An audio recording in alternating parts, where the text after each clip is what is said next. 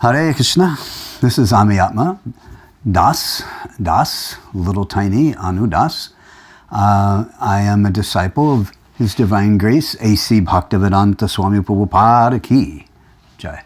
I joined the Los Angeles Temple in July 10th of 1973, and I took initiation from Srila Prabhupada on December 10th of 1973. And but even though I joined in 73, I had been searching for some time for a spiritual master and been looking in the library at finding different books. And I was searching for my spiritual master in the form of a book that he had written. That was back in 1970. And I was searching for my spiritual master through books in the library. And then I found Srila Prabhupada's book, the Krishna book, and I'll explain that story because that's a whole story by itself, how I found the Krishna book. And I immediately accepted Srila Prabhupada as my spiritual master. That same day I found the Krishna book. But it took me 3 more years before I actually joined the temple. So those are 2 stories, really. The story leading up to finding Srila Prabhupada's books and accepting Srila Prabhupada, and then the other 3 years to actually join the temple. So let me start when I was, I'm just going to give a few things. When I was young, they're not really on the way for me. It was on my way to Krishna.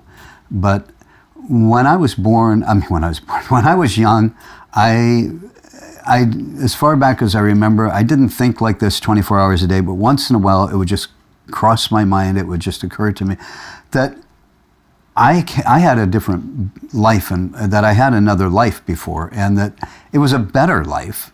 And I felt that this was a very low planet that I was on. It was a very low birth, I felt. And I didn't know why I was here. I felt that I didn't fit in. I mean, those are things that just I felt when I was young. I came from a Christian family. There was no discussion of reincarnation, having another life before, or it's just how it would cross my mind once in a while. So an incident occurred when I was 11 years old, and I'll just give it. There was a song that came on the radio, and it became my favorite song because I thought I misunderstood one word in the song, and that one word changed the whole meaning of the song. I thought the song was about someone who had got born in this world and didn't like this world, and they wanted to go back to their old life, so they wanted their old body back. Sounds odd now when you think about it, but I thought that's what the song was about. And because that's how I felt. And so I really identified with the song. It was like my favorite song. So one day it came on the radio, it was playing. It only played for 3 or 4 weeks, or I should say 2 or 3 weeks, and on the radio. And it just didn't make the charts, so it didn't keep playing. So anyway, I thought, the song came on the radio one day, and I was riding in the car with my mother. She was driving, I was 11. And so the song came on the radio, and I started singing along with it, with the words I thought it meant, was saying. So it went like this. My body lies over the ocean. My body lies over the sea. My body lies over the ocean. Bring back my body to me. Oh, bring back. Anyway, the song goes on. So, bring back my body to me. So my mother looks over at me and goes, Jimmy, what on God's earth are you singing? What do you think that song is about anyway? So I told her, I said, well, it's about someone who died and was born in this world, but they had a better life before, and they wanted to go back to that other world, that other life, so they wanted their old body back. And my mother was like, what is wrong with you? That is not normal. Normal people don't think like that, she said. And And she said, they're not singing about their bodies. She said, how could they sing about, if somebody's died, they're dead. How could they sing and sing about their body? And she said, that's just not right. And then she said, they're not singing about their body. They're singing about a girl named Bonnie. Oh. I was like, that. I already felt, here I was identifying with the song because I thought, finally, there are other people in the world that think like I do. I was thinking, finally, I'm really not alone. And then my mother told me that, and then I just realized, no, I am alone in this world. I don't fit in here, and I just don't belong here, and I don't know, and nobody to identify. Nobody to relate to. I couldn't talk to anybody about it. Anyway, that's how I felt.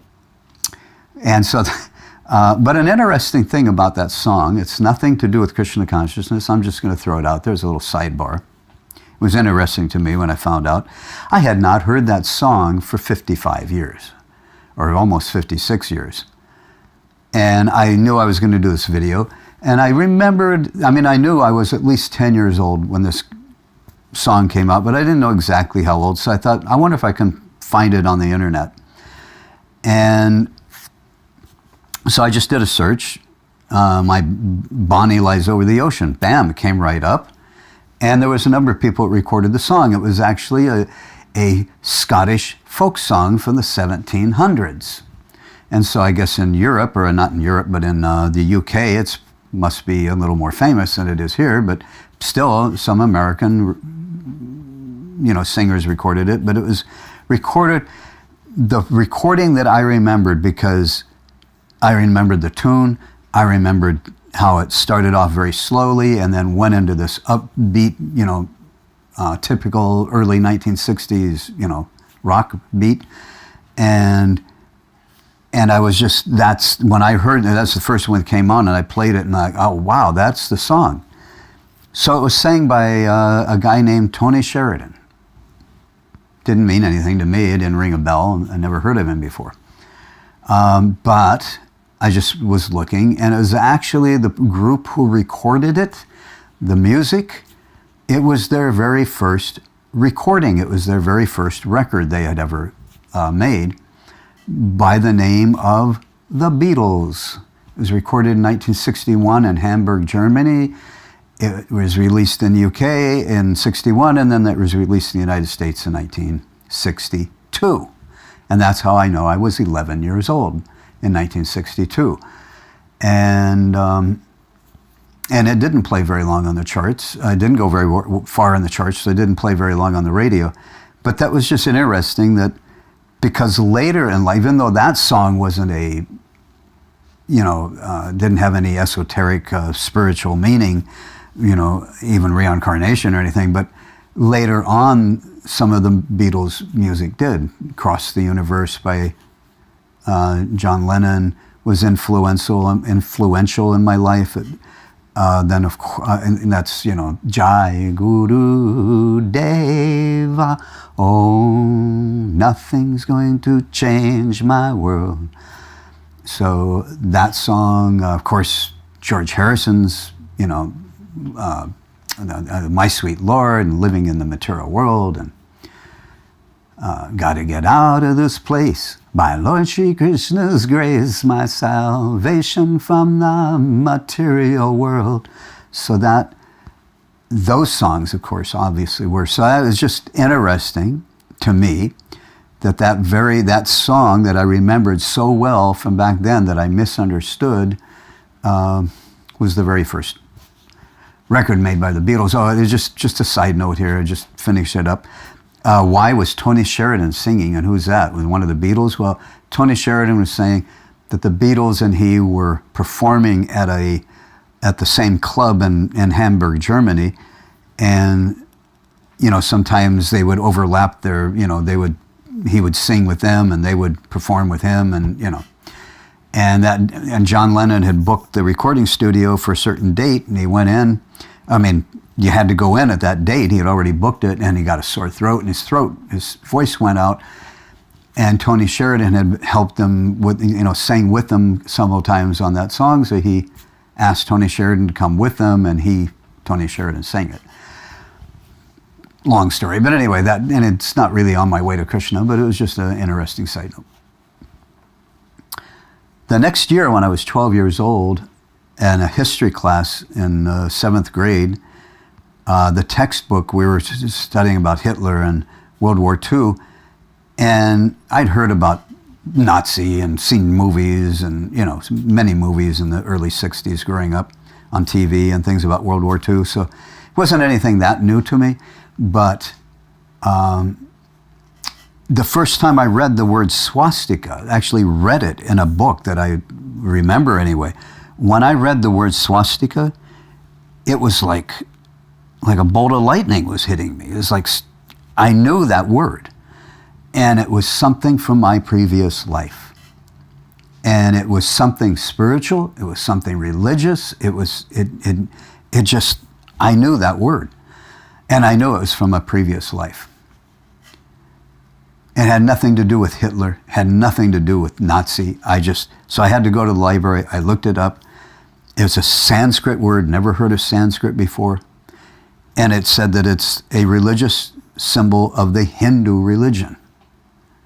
And that it puts one into a state of goodness, a state of well-being, a state of auspiciousness.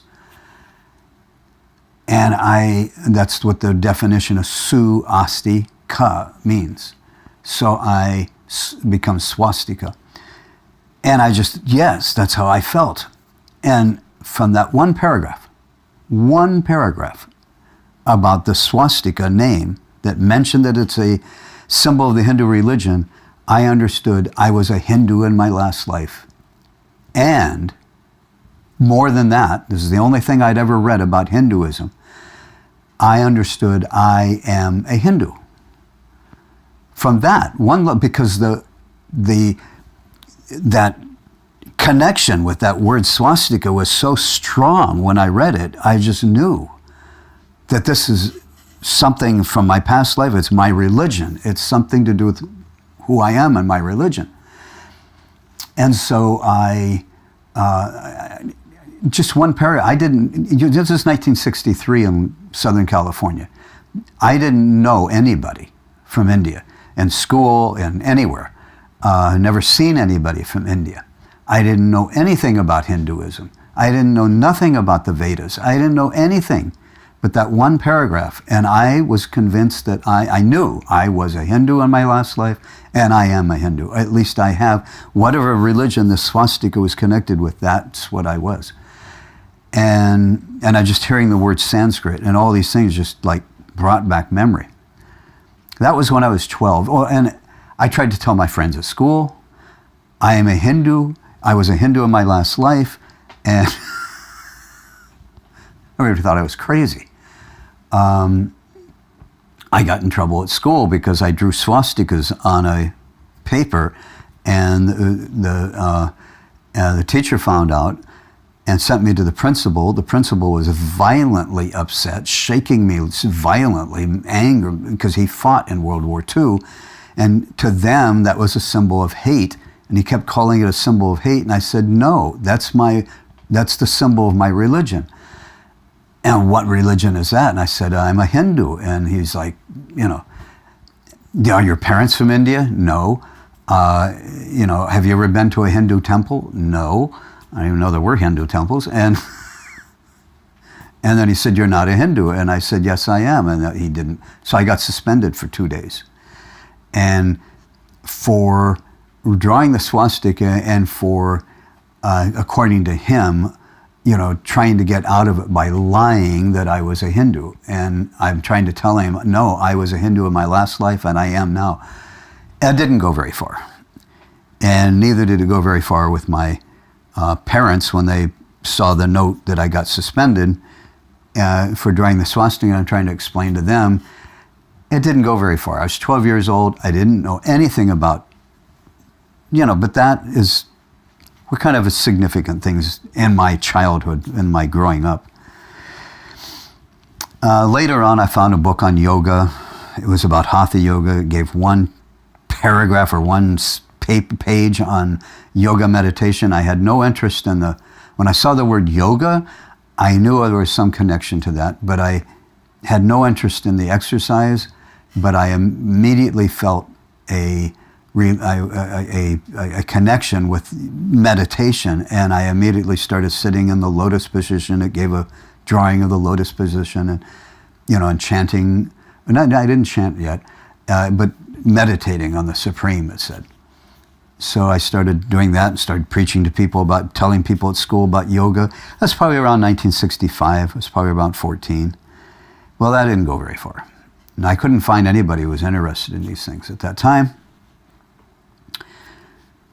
And all that was, just on my own. I'd find something. Well, when I was 17, in the junior year of high school, I had a friend, just as the school year is coming to a close and we're ready for summer, he said, most people, actually, I just wanted to say, most people, when I was growing up, most of the youth were belligerent about religion. They made nasty jokes about Jesus. They weren't, so I was a very religious person. I prayed all the time to the Father.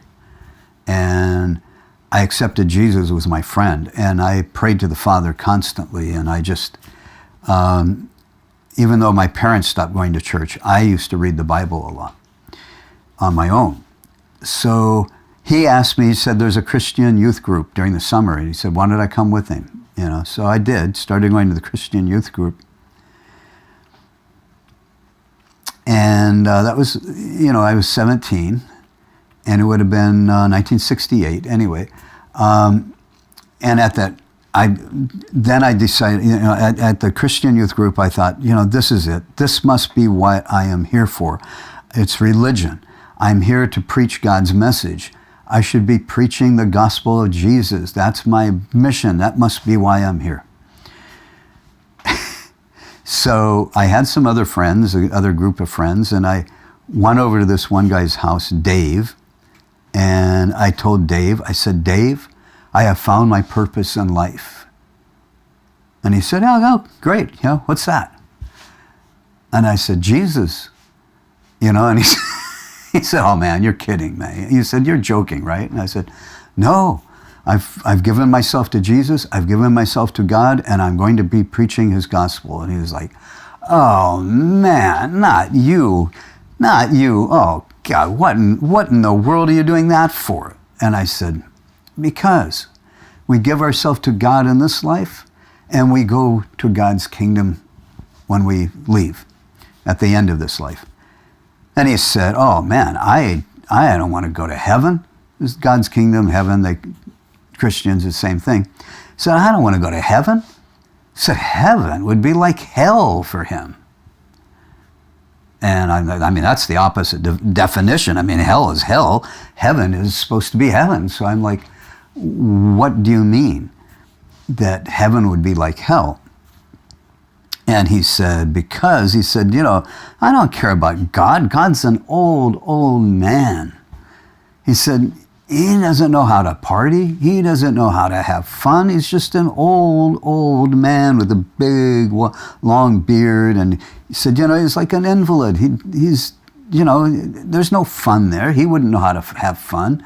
And he said, and what are you going to do when you go to heaven? You float around in the clouds and you play some boring music on a harp. He said, man, that would bore me to death. He said, I would be bored as hell in heaven. And I said, well, God isn't like that. God isn't just an old man. And heaven isn't like that. And he said, oh, really?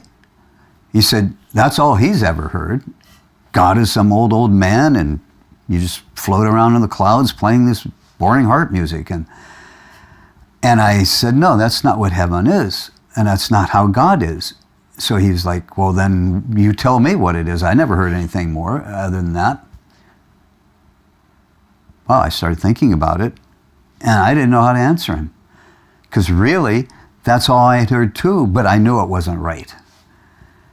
So that little incident actually really helped me on my way to Krishna. It helped me on my path because I went home that night and I had a little talk with God. I said, look, God, I've given my life to you. And I'm going to do your mission, whatever you want me to do. I've given my life to you. That's done. That's a done deal. But if somebody told me, there's this country, you got to go to this country, you got to check out this country, there's this king there, he's really cool, and it's a really great place to live, so you just work for so many years, save up every penny you got, and you just, dedicate your life to just moving there, and then you move there. Okay, what goes on there? What's the culture like? What kind of music they listen to? What do they do? What's this cool guy like? And nobody knows. I mean, if I'm going to go somewhere, I'm telling God, look, I'm already going. I mean, not going, but I'm already giving myself to you for your mission. At least, the very least, is you've got to tell me, I got to know what you look like. And I want to know exactly what goes on in the spiritual world, in your kingdom, in God's kingdom. I want to know what you do there to have fun. I want to know, because it's heaven, so it's the opposite of hell. Hell, you don't have fun. In heaven, you should be pleasant, wonderful. So that means fun. There's enjoyment. So what is heaven like?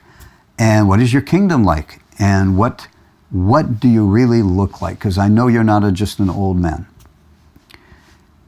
That was the prayer I set down, and it changed the whole focus of my life then, because now I was on a path. Here I thought, I went to that Christian thing, youth, and I thought, I give myself to Jesus, and that must be why I'm here. Now, all of a sudden, I'm on a whole new path. So that Dave, I won't give you his last name, but Dave was the very first person I tried to preach to as a Christian. And he was the very last person I tried to preach to as a Christian. It didn't go very far. But I got home and I made that prayer, and I thought, every time I'd read the Bible, I'd pick it up and read the Old Testament. So this time I thought, I need to find, and I was pretty sure what I'm looking for, this description of God, what he really looks like and what his kingdom is like, pretty sure it's not there in the New Testament, because I've read that. So I'm not very familiar with the Old Testament. So I picked up the Bible and started reading from the Old Testament. Genesis, chapter 1, verse 1, go.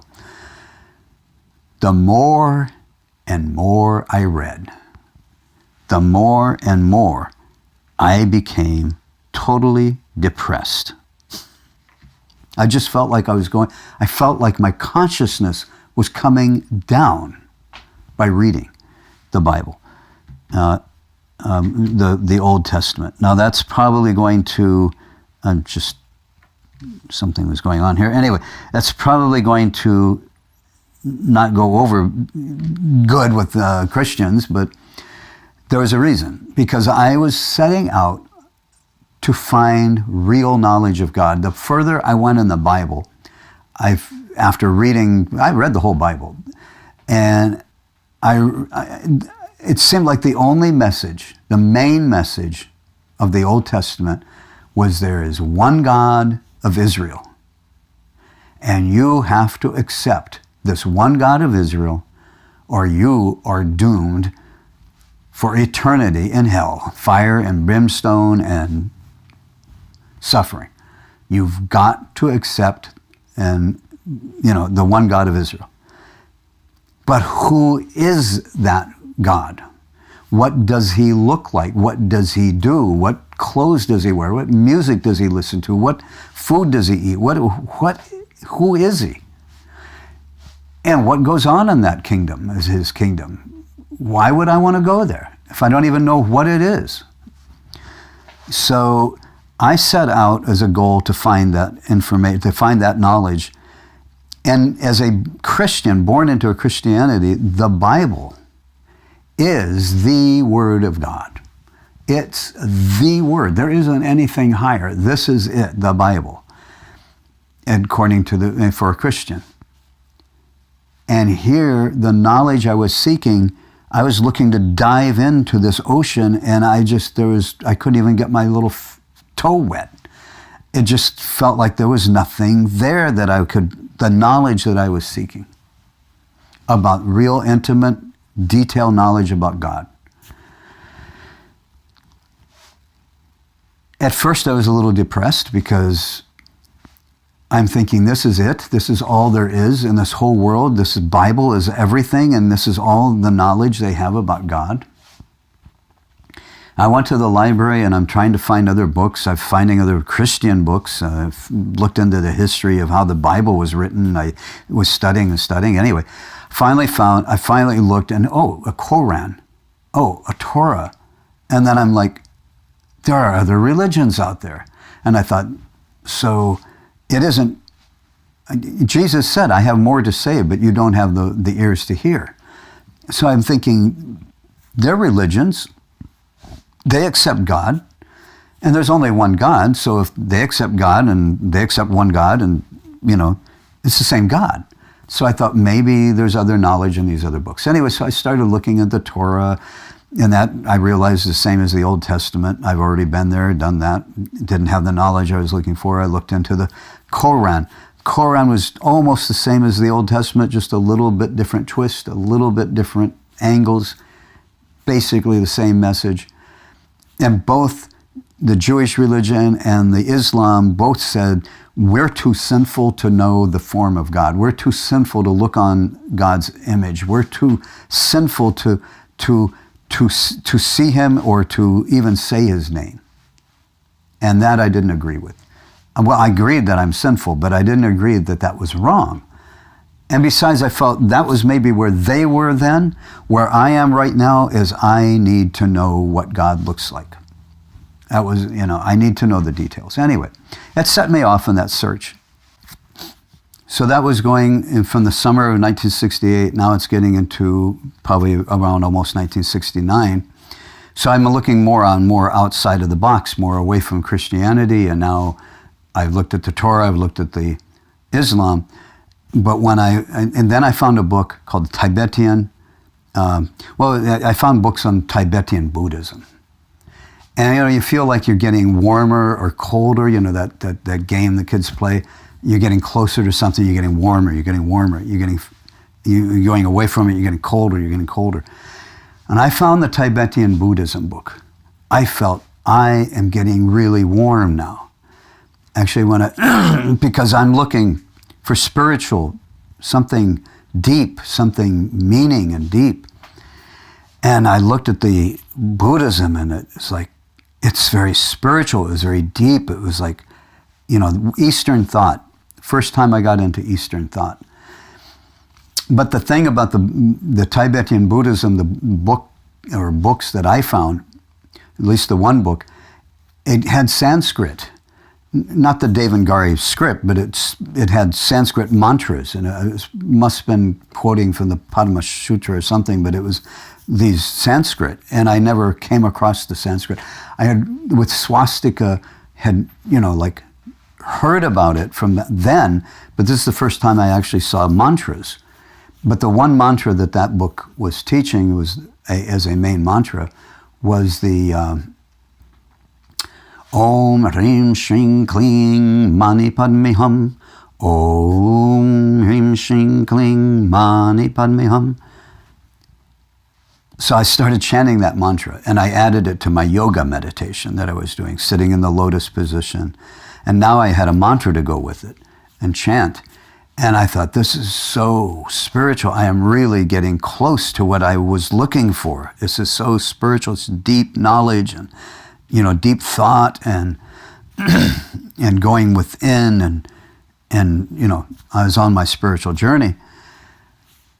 Mani Padma, Mani means the mind, and Padma is the lotus flower. So the consciousness of an unrealized person is like a closed up lotus flower. So this mantra is that as you chant this mantra, the 1,000 petals of your consciousness will open up. And as your consciousness opens up, your consciousness rises up and merges into the divine nirvana, the voidness of voidness, enter the nirvana, and then you become realized.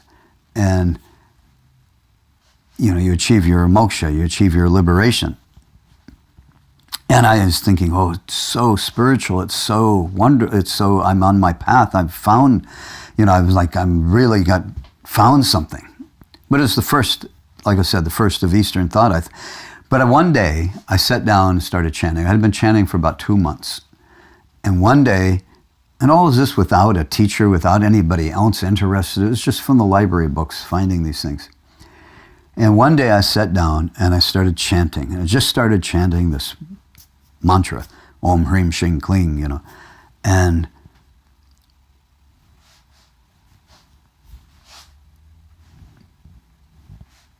what happened to God? Where did God go? I was on a journey. I had been praying to God from the time I was a small child, as far as I remember, just from Sunday school, and they taught us to pray to the Father, and I had always prayed to the Father, and I felt like I had a personal relationship with the person of God. I understood Him in a personal way. Excuse me, and this chanting and merging into this nirvana, I realized, where's God in all of this? I'm on a mission. My journey is to find out the details about who God is. The person God, what He looks like, what He does during the day in His kingdom. I wanted that information, that realization, that knowledge, and I didn't want to just merge into a voidness. And I just realized this is not the path for me. Kind of amazing, because I didn't have any guru helping me on these things. It was just, I went that way. I went so far into that. I got to where I felt like I was getting somewhere, and then I realized it's not where I want to be. So back to the library, I kept searching. Now that was just toward the end of my high school year, and I found a book on the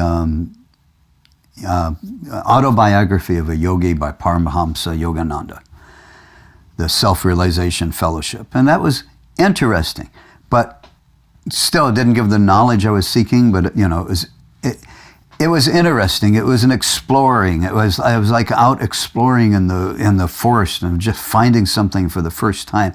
See, that's something that for people that are born into this Krishna consciousness, like my children, like the devotees' children, or someone born in India, that from the time they remember, Krishna was always a part of their life. From the time they can remember, they've seen pictures of Krishna. From the time they remember, they've been around this culture. For me, every step that I was taking was a new awakening, a new experience, something, and not as a child just doing it. You can see that actually in small children, like when they see something for the first time. I think I saw, just happened to see a video the other day online of a small, 1-year-old, 2-year-old, the first time he had been in snow. And he was just, maybe he wasn't even 1-year-old. And he was just like, awestruck, the snow touching him and ice cold, and he was just awestruck. And that's how we were kind of on our way, on our journey, that we were going from no knowledge really of God, and just discovering, and then like discovering the Eastern philosophy, and then discovering, about gurus and about, the culture of the Indian culture. Each step was an awakening,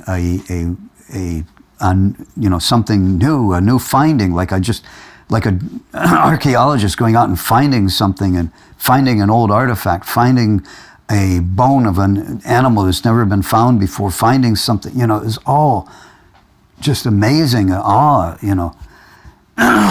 I'm discovered something that no one knows about, even though there might have been other people. I didn't know anybody who knew about it.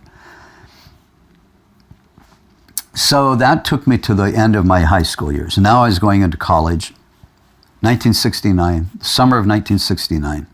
I just started finding like Vedic culture, the Indian and Vedic culture and gurus, and just started finding it. So when I went to sign up at the orientation class at the college, and we got our, student card and everything, and I could go to the library. Instead of signing up for classes, I went to the library first. We had a few days to do that, so the very first thing before I signed up for classes, I went to the college library to see if they had any other books, because the library was very limited. Even though when I was, way back when I was 12 and realized I was a Hindu in my last life, and I am now, there was no books on Hinduism. There was nothing, absolutely nothing in the libraries I went to. So now I'm just starting to get into it, and I wondered if there were other books there, and there was. The library had, I found a Bhagavad Gita. It was not Srila Prabhupada's Bhagavad Gita. It was one of these small little Gitas, small little book with just thin, but it was just the translation, the English translation of the verses. No Sanskrit, no word for word, no purport, no commentary, just English verses of the Gita. And it's Krishna's Gita. It's still Krishna's Gita. It wasn't Prabhupada, but it was still the Gita. And I understood this is all other religions I've read were nothing compared to this Bhagavad Gita. I've reached like the top of the mountain as far as knowledge of God, as far as God speaking, real knowledge. It's like all the Christian faith, the whole Old Testament was, you've got to accept this one God of Israel. He's up here somewhere. He's up there. He's the God in heaven. He's the God up in the spiritual. He's got his kingdom. You accept this God, but there's no description of God.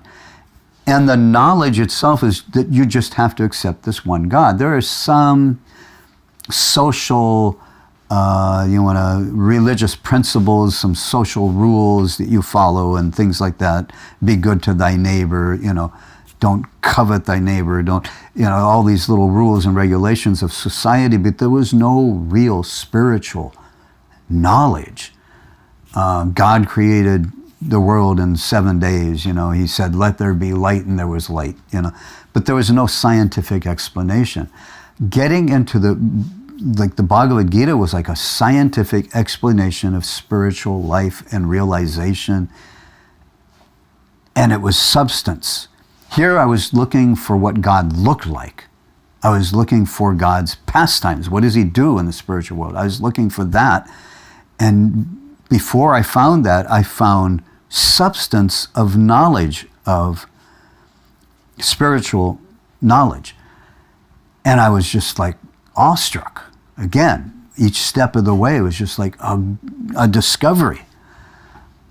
It was, as who was it, Emerson wrote, or Thoreau or something, it was as if an empire was speaking to us, It was as if God is speaking to us, and it wasn't just as if, it is God speaking to us.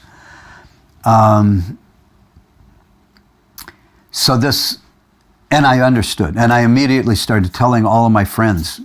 Then, from that day forward, for years, I was telling my friends, Bhagavad Gita, that is the scripture. The whole world will come to one religion. They'll accept one God, as that will be Krishna. There will be one scripture, Bhagavad Gita. I used to preach that. I used to tell people that from that little thin Gita, not even Prabhupada's. And unfortunately, but very oddly, is that I never found, again, another Bhagavad Gita until I joined the movement and temple 4 years later. This was 4 years before I joined the temple, 1969. And I understood Krishna is God. Even though that Bhagavad Gita just mentioned Krishna's name one time, it used the word, the Holy One spoke to the mighty armed one. So instead of Bhagawan or Krishna, it just said the Holy One all the way through the translation. And it just used, instead of Arjun, the mighty armed one, Mahabahu. But but they didn't have English. I mean, the Sanskrit, it was all in English. But in the introduction, it said that the Holy One was Krishna, a minor incarnation of Vishnu. I remember reading that, minor incarnation of Vishnu, and I just thought, no way is Krishna minor anything. You can't say Krishna is a minor anything. He's not a minor incarnation of God. I know that. I just knew it when I read that. This is not right. And somehow or other, the Lord in the heart, the Paramatma was talking to me, I guess. So, and I knew there had to have been someone who had more knowledge that will translate. I wanted a better translation of the Gita. But that little thin one, it was enough to get me, it changed the course of my life at that point. Before I went to go to college, I knew more about electronics in high school than the teachers at the electronics shop. For 3 years, they put me as the student teacher, and I taught the classes because I knew more than the teachers did. I knew more than their textbooks did. I was studying it on my own in the library. I was a library nut, you know. I knew more about electronics than they did. They were still talking about tubes and teaching about tubes, and I was designing things at home and with transistors, and you know. So I knew the transistor circuitry where they didn't. Solid state, you know, it was no big deal, but this was still the later 60s. And they were still teaching tube technology at our school. So I knew more than they, and I was going to become an electronics engineer, blah, blah, blah. Anyway, I need to finish this up, but bear with me. Anyway, this is just the first part, remember? I haven't got done with the first part. Sorry. I was going to become an electronics engineer. I had, and electronics engineers in those days would have made, you know, they made good money. So I always thought my future will be, I'll become an electronics engineer, I'll move to a good higher income area, I'll get a nice big house, I'll have a beautiful wife, and I'll buy my Maserati and Lamborghini and Ferrari. I already owned an Alfa Romeo, although it was an older one. And for some reason, I was into Italian sports cars. And I wanted a Maserati and a Lamborghini. And that day, I read the Bhagavad Gita. I went back the next day to sign up for classes. I no longer had any interest at all. It seemed so artificial to you know, having all those material possessions just seemed too artificial. I realized what I really wanted was not money. It wasn't fast cars. It wasn't even a beautiful wife. It wasn't even a big house or any of that. What I really wanted, I just wanted to know more about Krishna. I just wanted to know more about Bhagavad Gita. I wanted to know more about spiritual life, spiritual knowledge.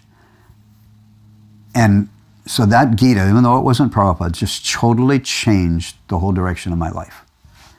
And I took whole different courses. And then 6 months later, I dropped out of college because I realized the knowledge I want is not going, no one teaches it in those colleges. If I had known about an ashram, if I had known about Srila Prabhupada and the Hare Krishna movement, I would have been there in a flash. That's what I was wanting. And, you know, to learn that knowledge. Sorry, I get interrupted now and then because I'm using a cell phone as the camera, video camera, and it only records for so long at a time and then it shuts off. So I got interruptions. So where was I? So I had just found, the Bhagavad Gita and changed my whole life, and I lost interest in all of the mundane life had no longer an interest to me. All I wanted was spiritual knowledge. So I knew I wasn't going to find that in the classrooms, in the university, in the college.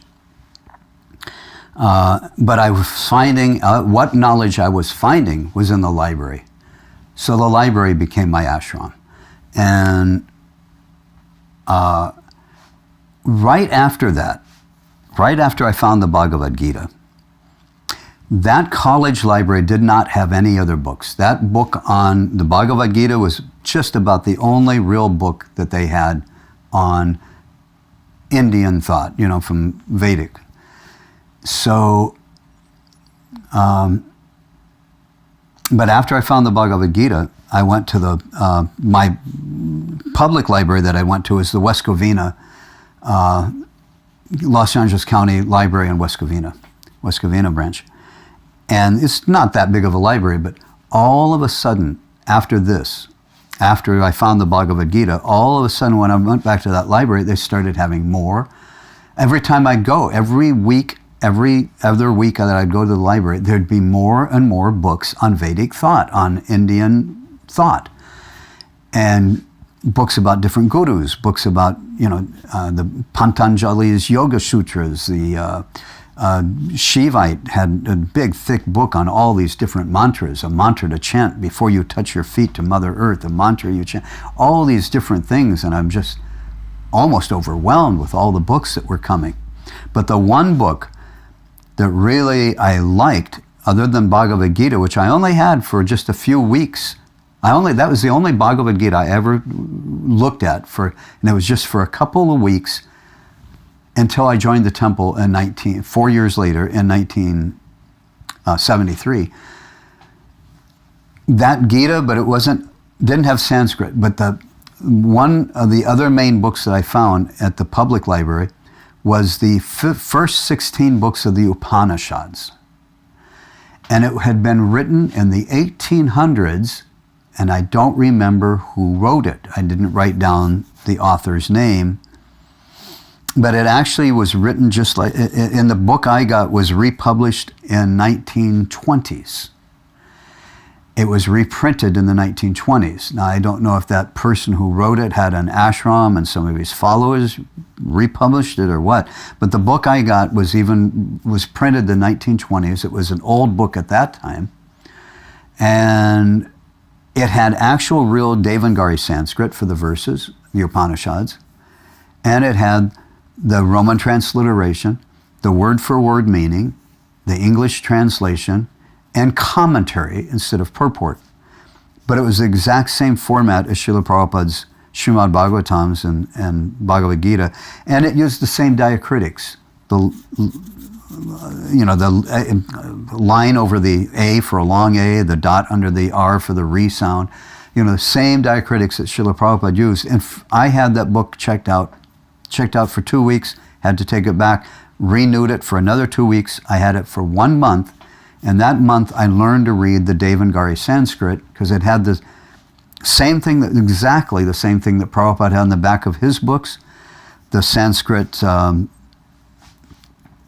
pronunciation guide and all. And I learned to read the Sanskrit script, the Devanagari script, and I learned the diacritics, how to read from that book. And that was the most, because here I was on a path to find out what God looked like. That's what I started my search in 1968. It was now getting into 1968, and in 69 I found the Bhagavad Gita. So toward the end of 69, I dropped out of college in a couple months, so 6 months. But now it's getting to be right around 1970, or into 1970, and I'm finding that Upanishad, and that was the most spiritual book. Even though the Bhagavad Gita is spiritual, the author I knew was lacking. And I wanted, but this had the real Sanskrit, and I could,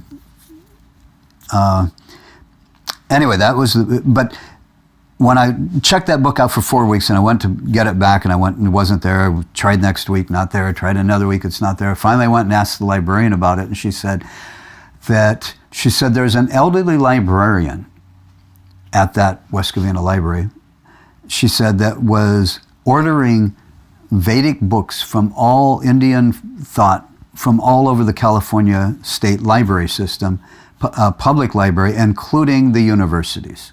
And she said that particular book that I got on the Upanishads was loaned by one of the universities, and she said they won't be able to get that again.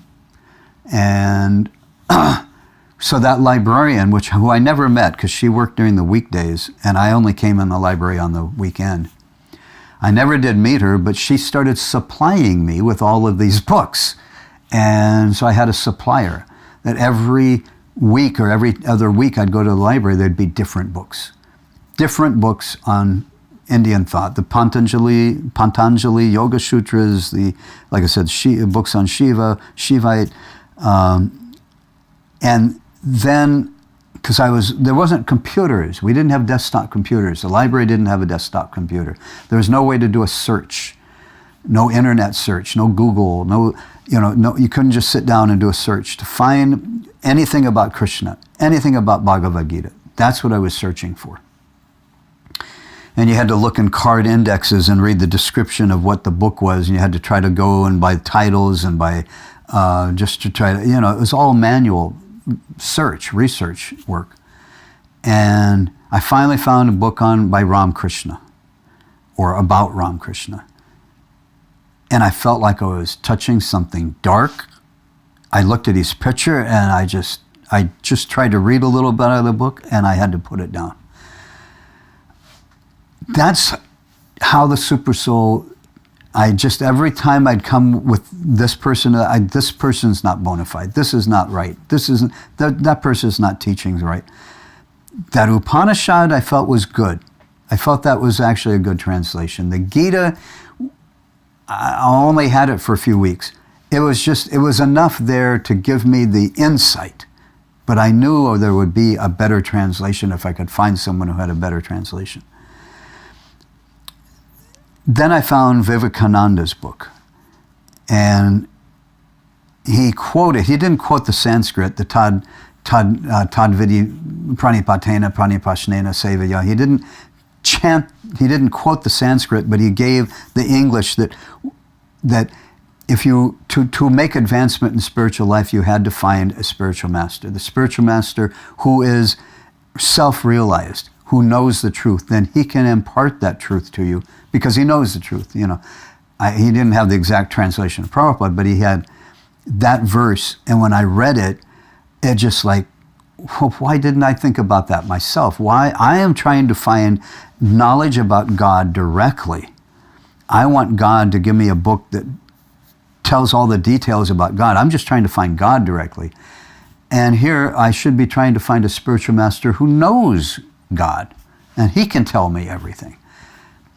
So that Upanishad book was written in the 1800s, republished in the 1920s, and that was the best book I had found so far. But I forgot I didn't write down who that author was. I thought I could find the book again, and I never was able to. I thought I'll just check it out again, and it was gone.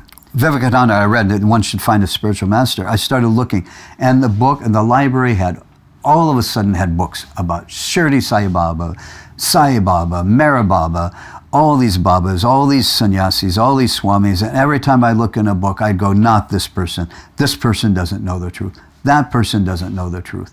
Not this one, not that one. No, he's bogus. And especially Mera Baba is totally bogus. And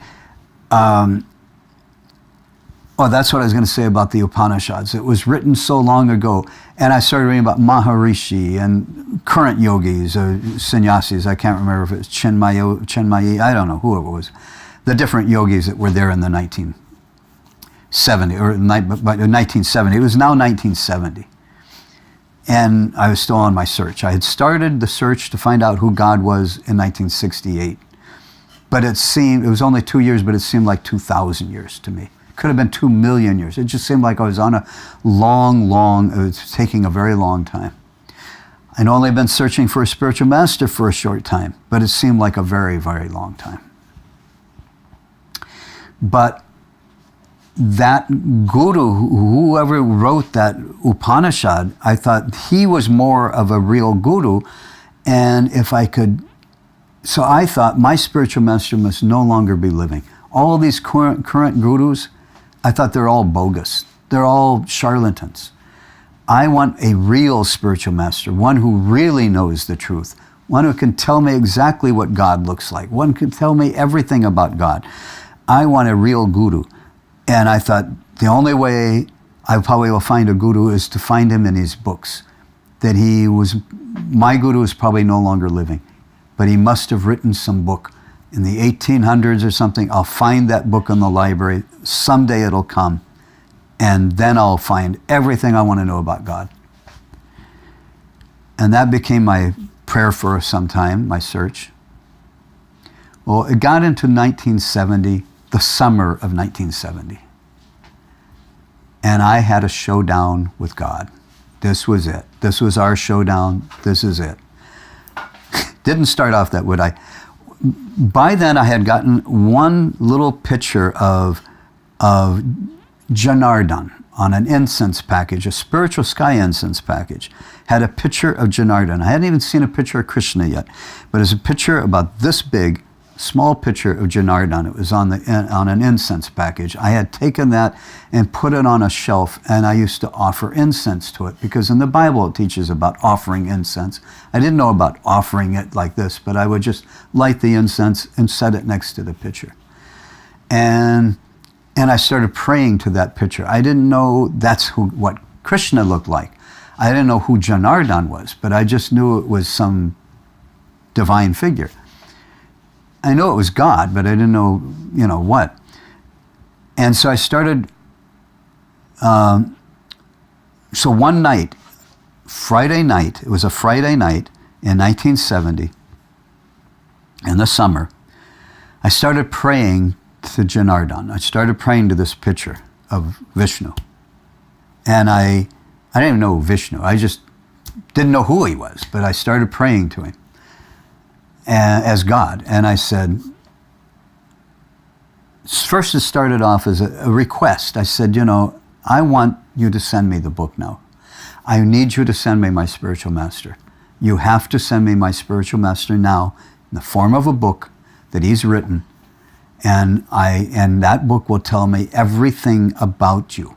It will tell me everything, answer all the questions I have, what you look like, what you do, what the kingdom of God is. It started off as a humble request at around maybe 9 or 10 o'clock at night. By 6 in the morning, as the sun was coming up, I was still praying all night long, sitting in my lotus position in front of this picture for hours and hours and hours. And then it got into no longer a humble request. It was a showdown. It was, God, you have to send me this book today. Now I am done. I am over. I'm done searching. I'm done praying. I want you to send me the book now. I want my spiritual master now, and I want the book now. I was still humble, but it was a showdown. So later that day, I went to the library, the West Covina branch of the, Southern California library system. And there was just one aisle and just one little section, and all the books that I was finding that were coming were always on that lower shelf, the bottom shelf in this one aisle. And so I go to my spot. To go to the spot, I'm down on my knees looking on the lower, shelf, looking for a very old book that was published in the 1800s. Then that was going to be from my guru, and he will tell me everything about God. And I'm looking, and I couldn't find any book. There was no old book. There was no new book. This week, there was nothing there. Something started strobing at me above my head, and I looked up, and there was this brand new shiny book. And it's strobing, it's like flickering. And I was like, what? And I'm not looking for a brand new book. And I'm thinking in my mind, my guru is no longer living. I'm looking for a very old book, and that's a brand new book. So no, I went back down. I'm still looking. Gotta be here. It's gotta be here. God has got to have given me this book. Flash, flash, flash. This thing starts flashing again. I look up. You could have a mundane explanation. Mundane, you could say there was some fluorescent light that was starting to go out and was flickering. You could give a mundane. But the real explanation is that book was flashing. It was strobing. But I look up and a brand new shiny silver cover. Silver. With this 5 red letters. K-R-S-N-A. I'm looking at it. I take the book off. I'm trying to pronounce Krishna. And then I'm realizing there's a dot under the R. There's a dot under the N and the S, and that's Sanskrit. And what is that dot under the R? Oh, re sound. And as soon as I turned the book over, I said, Krishna. And I'm looking at the picture of Radha and Krishna. I don't have the copy of the book, but I'll put a picture up here on the video of the cover of the Krishna book. It said, the pastimes of the Supreme Personality of Godhead, Krishna. And I felt that my search for thousands of years is what I felt like. I felt I've got what I was praying for. Tears started coming out of my eyes. I'm already on my knees because I was looking at the lowest shelf on the aisle. I'm on my knees, I'm holding that book, and I realized this is what I was praying for. This is what I've been searching for. And I wanted a book that would tell me what God looks like. And this book, there's a picture of Radha and Krishna, a picture of Krishna, and I'm looking at what God looks like. It's like a photograph, and I'm just overwhelmed. And exactly as Srila Prabhupada writes in the introduction to the Krishna book, in the introduction, and he wrote this book before it was obviously printed, so he knew what the cover would be. He said, when someone looks at the cover of the Krishna book and they see the picture of Radha and Krishna, they'll say, who is that girl with Krishna? Something like that. He wrote in the introduction, and that's exactly what the thought that came to me. I'm looking for Krishna, and here's God. Who's this girl with God? And then I just got, yes, God is the origin of everything, male and female. There'd have to be male and female in God. Together, they're God. God has a male and a female aspect. And those are the realizations. And I wanted to know what the kingdom of God is like. And Krishna's standing there, beautiful clothing, beautiful jewelry, flower garlands. There's these trees, there's flowers, there's a cow, there's, I think, the peacock, there's the building architecture in the back. And yes, this is what the spiritual world is. It's a garden, the Garden of Eden. It's a paradise. And yes, I'm looking at the spiritual world. Then I opened the book, and then I got disappointed. I was disappointed. All the other gurus, I pick up the books, and not this person, not that person. What a disappointment. This person's a disappointment. And I opened up Prabhupada's Krishna book, and what a disappointment. It's the only time I was ever disappointed with Srila Prabhupada's books. And it lasted about 10 seconds. There was no Sanskrit. The Upanishad is the only book I'd seen with actual Devangari Sanskrit, word for word meaning, everything. And I could verify that author, what he was saying, was from the scripture. It was like I could verify what he was saying. All the other gurus, nothing, not even a quote hardly. No quote of scripture. And I was hoping my spiritual master would write like that other person did with the Sanskrit, and that I could see what he's writing if I could verify it, like I'm going to verify it. But anyway, and there was no Sanskrit. So I was a little bit disappointed, but then I turned a page and a full color print, and then another full color print, and another full color print. And I'm like, well, who cares about the Sanskrit? Because I'm looking into the spiritual world. I wanted to know what the activities were in God's kingdom. And it's like page after page, picture after picture, photograph after photograph of what the spiritual world is like. And as Prabhupada had said, those paintings are like windows into the spiritual sky, windows into the spiritual world. And that's exactly the way I felt. I'm looking right into the spiritual world, picture after picture. And any disappointment I had with there's no Sanskrit just melted away. I was like, I wanted to know a book that would tell me about God, tell me what he looks like, tell me what the activities were. And this book had photographs. I didn't even have to read one word. And all my questions, everything was being answered from the paintings in the Krishna book. And then I realized, whoever wrote this book, this is my spiritual master. And there's usually something about the author on the back, especially if there's a paper cover on a book. There'll usually be something about the author on the back. So as I was thinking, whoever wrote this book, that's my spiritual master. And I turned the book over to see if there's anything about the author. And there's a picture of Srila Prabhupada, and I'll put that up here. I think this is the one that I saw, the original edition of the Krishna book. I know this painting, the picture is the same that's in the Radha Krishna Temple album, but I think that's the same one I saw on the back of the Krishna book. And I saw the picture of Prabhupada, and for the very first time I saw Prabhupada's picture, the very first thought that crossed my mind, very first thought was, how could such a small child write such a book like this?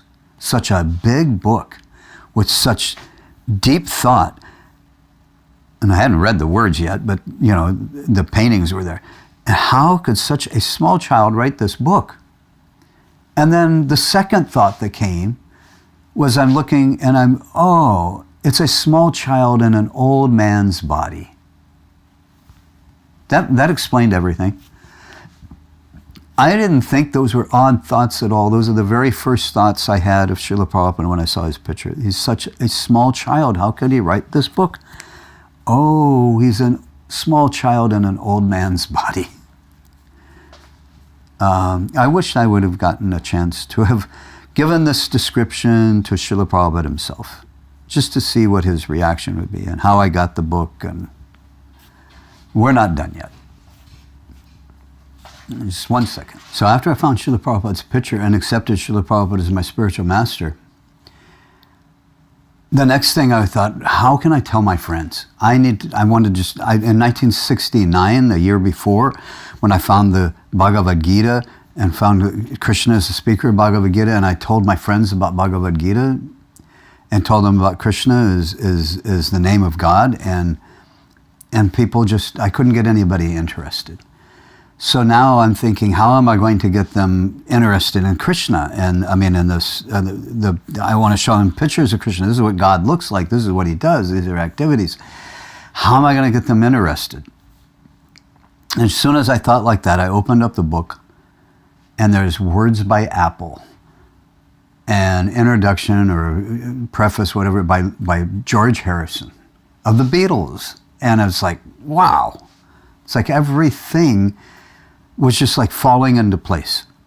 So, you know, George Harrison is into this. Not only just into it, he wrote, he's in the book itself. He wrote into it, you know. And so now I can tell my friends, you know, this is something George Harrison is also into. And, you know, you need to get into this. You need to find out more about it. So anyway, I took the Krishna book back to the table, and I started... I wanted to see what other books. I was reading it for just a few minutes, and then I was just, what other books this A.C. Bhaktivedanta Swami had. So at that time, there's no computers in the library. You can't just do a search. You can't just go to a computer or go to Google on the internet and do a search. You have to do manual searching. You have to old-fashioned way. So there was a book that the library had, a ring binder type thing that they put out like once a week or once a month, whatever it is. It was books and prints by author. So I looked up the books and Prabhupada's name was there, and it listed, I don't know how many books, at least 20 books that Srila Prabhupada had already written by 1970. Bhagavad Gita as it is was there, because there was a edited version before the full version came out in 1972. So there was the Bhagavad Gita as it is. There is I think the Isha Upanishad, On the Way to Krishna, Teachings of Lord Chaitanya, Nectar Devotion. There was all these books that Srila Prabhupada had already translated. And so I went and wrote them all down. And then you go to the card catalog. Card catalogs, the cards where every book in the library had a card, and they would be in these filing cabinets. So you would look to see then I looked to see what books they had from those titles.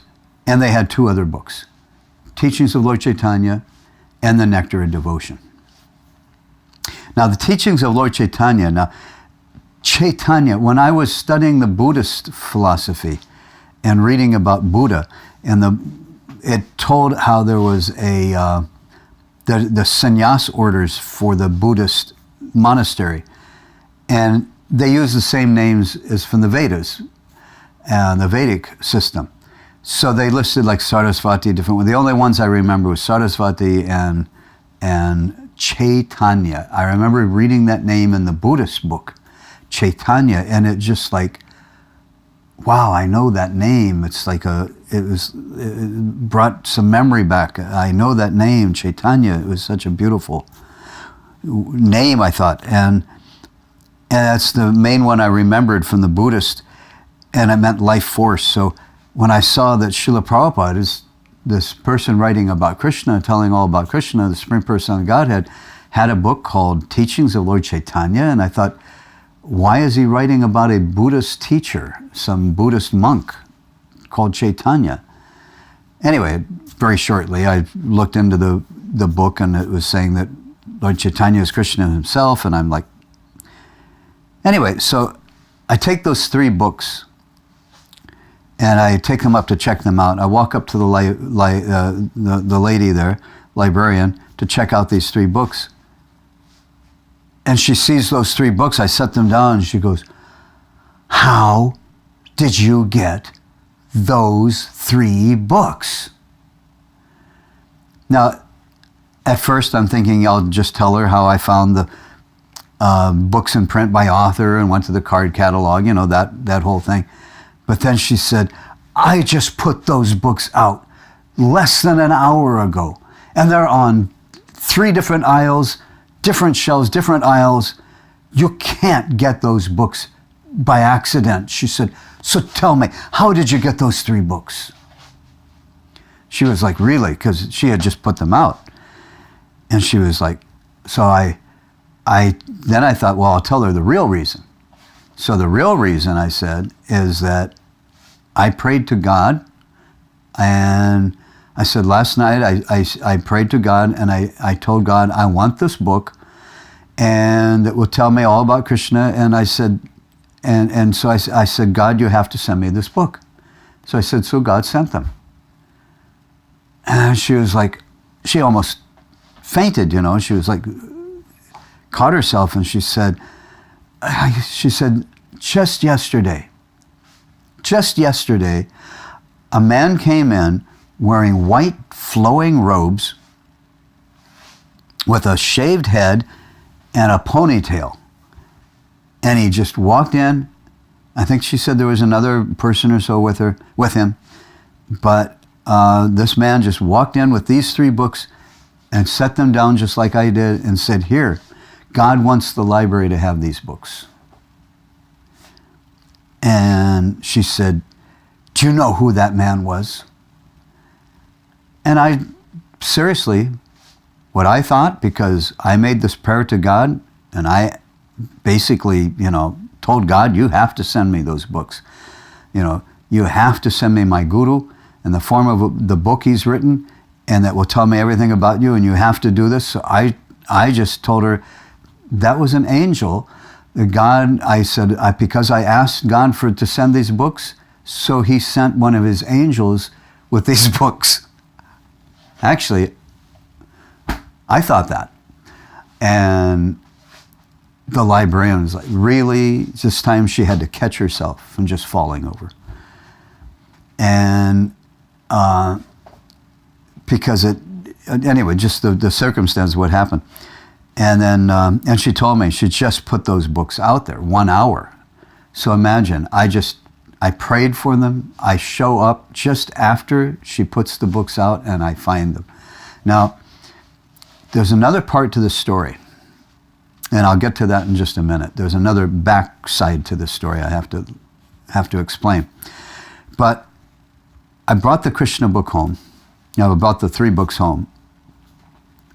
And I don't remember reading anything about this in the books, but the next morning, I'll explain what it was. But anyway, the next morning, my brother's in the kitchen because I'm staying with my brother at the time. And my brother's in the kitchen, older brother, and I only have one brother. Anyway, he's cooking in the kitchen, and he's cooking bacon. And on Sunday morning, because it was Sunday morning now, the FM station, that one FM station we listened to, we called it underground FM radio at those days, and they were reading off on Sunday morning the names of the young men who died in the Vietnam War that week. So on Sunday morning, the DJ is reading off the list of names of the young men who had died in the Vietnam War. I'm hearing the names of the men who had died in the Vietnam War. I'm smelling bacon. I'm smelling an animal being cooked. I'm hearing the names of the men who died in the Vietnam War. I'm smelling a dead animal being cooked. I am hearing the names of men who died in war and animals who have been slaughtered and being cooked. And my brother says, breakfast is ready. And I said, I'm not eating meat anymore. From now on, I am a vegetarian. My brother is like, what? He thought I was joking. I told him, no, I'm not joking. Then he said, you don't even know a vegetarian. What in the world has gotten into you? What, you don't even know anybody who's a vegetarian. How did you just become a vegetarian? Srila Prabhupada's books. I touched the Krishna book, What can I say? Srila Prabhupada. I accepted Srila Prabhupada as my spiritual master, so I had to become a vegetarian, right?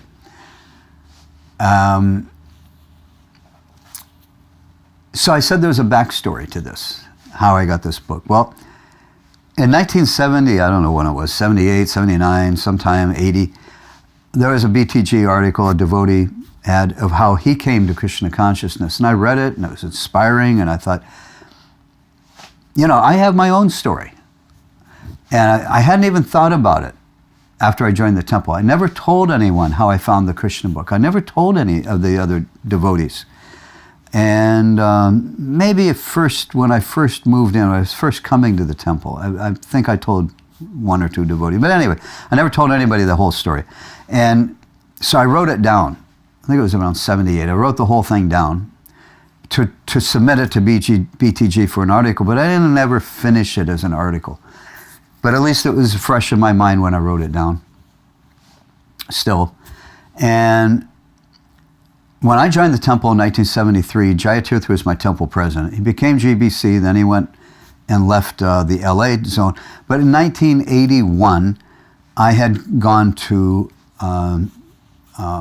Detroit temple to work with the Fate Museum, and he was a GBC in Detroit. And one day we had a meeting in 1981. I moved there in 80, but then in 1981 we had a meeting, and it was just me and him in the room, and we were discussing, and I think he mentioned something about how he, early days of joining or something, and I said, well, I got an interesting story to tell you, how I found Prabhupada's Krishna book in the library. And I said, I said it was 1970, and I said and it was the West Covina library, I told him, and all of a sudden he perked up. He was one of the first 11 acharyas. He was a guru at that time. He was GBC. He was very busy. They didn't have time for just like just sit and talk about very much time. So all of a sudden, though, he perked up. And I told him the whole story, how I prayed and was praying for the whole night, and I went to the library, and how the book was flat, the whole story.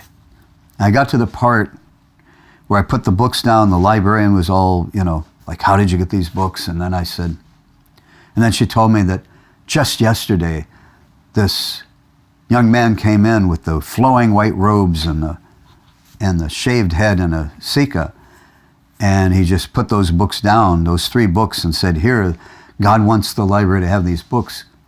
And I told him that. Jayatirtha said, yes, that was me. He said, I am the one who donated those books to the library. And I was like, wow, and he had a little back story to tell about it. And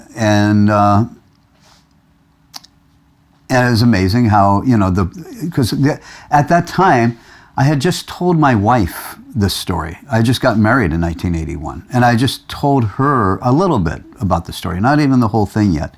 So this is really the first time I really told any devotee this whole story, and it happened to have been Jayatirtha, and it happened to have been him who donated those books to the library.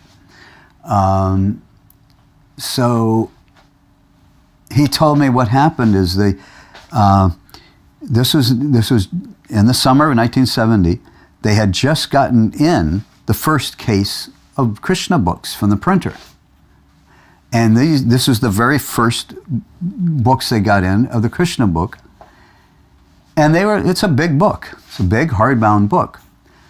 And the Nectar Devotion had just come out just a month earlier in a hardbound big book. And the teachings of Lord Chaitanya.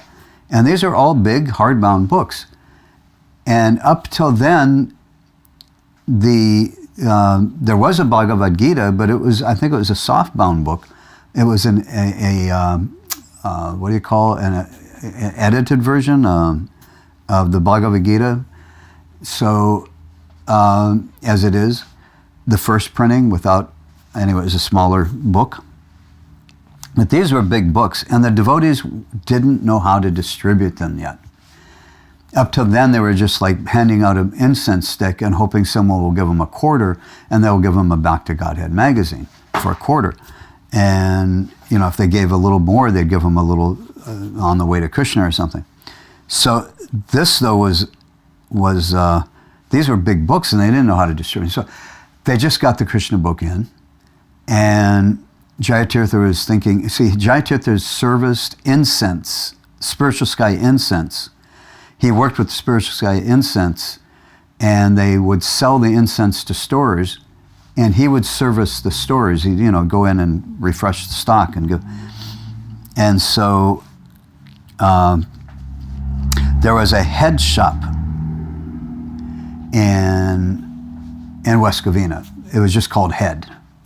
And, head shops in those days were where the hippies go and get their papers and drug paraphernalia, for the marijuana and stuff. And they had books, and they had incense, and they had things like that. So he had to service that store. And he knew he was going to go to that store. And the library is just, you can see the library from the head shop. You come out the head shop, you can see the library down the street. It's just like a block and a half away. And so he knew the library was there. So he had to go to the store, and he thought, he'll donate these books to the library. He thought that would be a place, how else are you going to distribute them? So and then he thought how to get the library to accept the books. So he thought this lineup that God wants the library to have these books.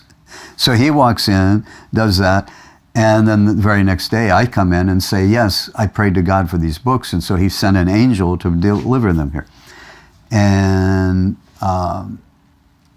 Jayatirtha told me that was the very first Krishna book to be distributed, that they had just gotten them in, and that was the very first Krishna book that was distributed.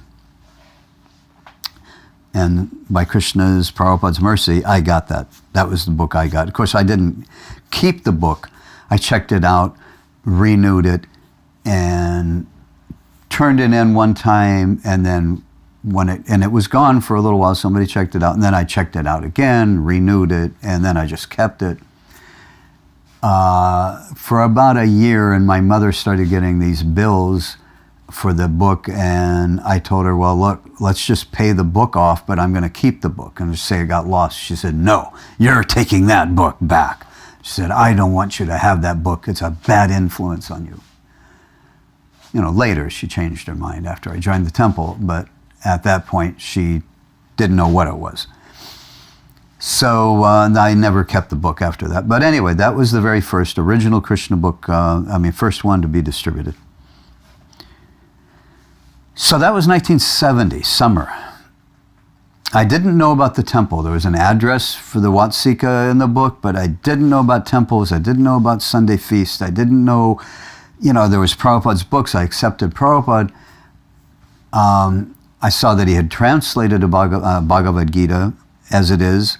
I looked all over for that. No one had it, none of the stores. I went to the Bodhisattva tree, the Bodhi tree in Los Angeles, which was a popular store for Eastern philosophy books. They said they would get a Bhagavad Gita as it is from the Hare Krishnas would come and put them on the shelf, but once they're out, they had no way of reordering it until they came back and put them. And I thought, oh, there are members around here? I didn't know. But, so I never got another Bhagavad Gita until I joined the temple. So after I found that one in the library in 1969, I never kept that. I only saw it for 2 weeks. Still, I preached to everybody about Krishna, told everybody about Bhagavad Gita. From then on, I remember in 1971, I liked incense from the Indian incense. So from incense from India. The American was chemical, but the Indian incense. So I ran out, I couldn't find any. And I looked up in the yellow pages and there was said Indian imports and groceries. It was an Indian grocery store.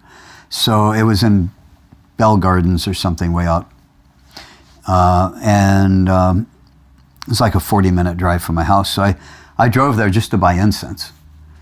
And I get to the store, and it was in the mall, and it was a big glass, front entrance, and the whole glass was plastered with posters of the demigods, And there was only one poster with Krishna, and it was baby Krishna, and the big smile on his face, and holding his flute, and I really liked that picture. And underneath it was written in the Sanskrit, Devanagari Sanskrit. It said Bala Rupa Sri Krishna.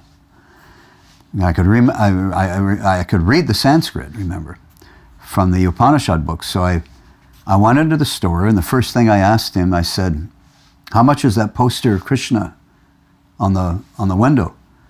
He said, "Oh, no, that is not for sale." He said, "That is not for sale. That is the last picture of Krishna I have in the store." He said, I have to have a picture of Krishna. I can't sell the last picture. I have to keep that one in the store. Well, just to make sure we were talking about the same poster, I said, "Are you sure it's the one that says Bala? The one I want is the one that says Bala Rupa Sri Krishna." "Oh," he said, "that is in Sanskrit." He knew the poster. And he said, "That isn't Sanskrit." He said, "You know how to read Sanskrit?" And I said, "Yes, I can read Sanskrit." And he, "Oh," I said, "I've never met any Western man who can read Sanskrit." He said, "That is," and he was like so impressed. And then he said, "You know about Krishna?" And I said, "Yeah, I have this book I got from the library about Krishna and Bhagavad Gita. A long time ago, I had a copy." He said, "Oh, do you go to the Hare Krishna temple?" And no, I didn't know anything about a Hare Krishna temple. He said, "Oh, you have to come. You have to come on Sunday. Go to the Hare Krishna temple." I didn't even know it was the same. He was talking about a same temple connected with, Srila Prabhupada. It was just this Krishna temple. And, but he said, "You have to come." But then he said, "Here," and he reached underneath his counter and he pulled out a stack of about 10 Back to Godhead magazines. 10, 12, something, quite a few. And he said, you ever seen the Back to Godhead magazine? I said, no. And he said, here, you take them. He said, I've read all of these. You take them. You can, and they have the address of the temples. And then, what was I going to say? Oh, he said that Mataji, a lady from the temple, comes and she stands in front of his store and distributes the books. And he said, so whenever the new magazine comes, he gets the latest copy. He always gets the latest copy. So he said, here, you take these.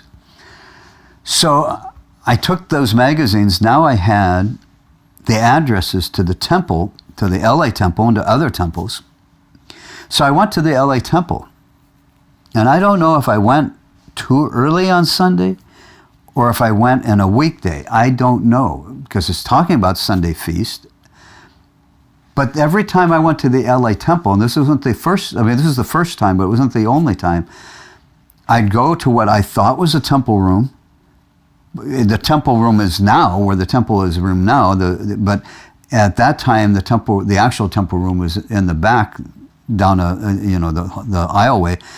I didn't know, but anyway, I went to the door, and the door would be locked, and I knock on the door, and I knock on the door, and there was nobody there. And nobody around. And I'd stand around and I'd just leave. And that was the first time I went. So it was probably in the spring of, 1971. And I had the addresses, so I then went up to, I was going up to Monterey Pop Festival or something, or no, this is Monterey. I'd already gone to the Monterey Festival. But I wanted to go up to Big Sur. There was a lot of young people that would hang out up at Big Sur. And I was told there was going to be something going on July 4th. So I went up there by myself. I hitchhiked up. A lot of people, young people, hitchhiked. So as I was going up, I got rides, everybody. I was telling all about Krishna. I tell about Krishna, about Bhagavad Gita, about going to the temple. Now I had addresses.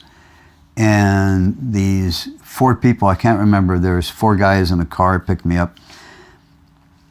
And there were some rock band, I can't remember what it was now, but I saw a picture of Buddha on their dashboard statue, and I said, oh, you're into Buddha? And I said, yeah, I used to be. And they were saying, yeah, and I said, I used to be. I used to chant this mantra, And then I said, but I found Krishna. I said, this is even higher than Buddha, and Bhagavad Gita, and then I gave him an address to the temple, and I said, you got to go to the Sunday program. And everybody I was meeting, I was telling them about Krishna.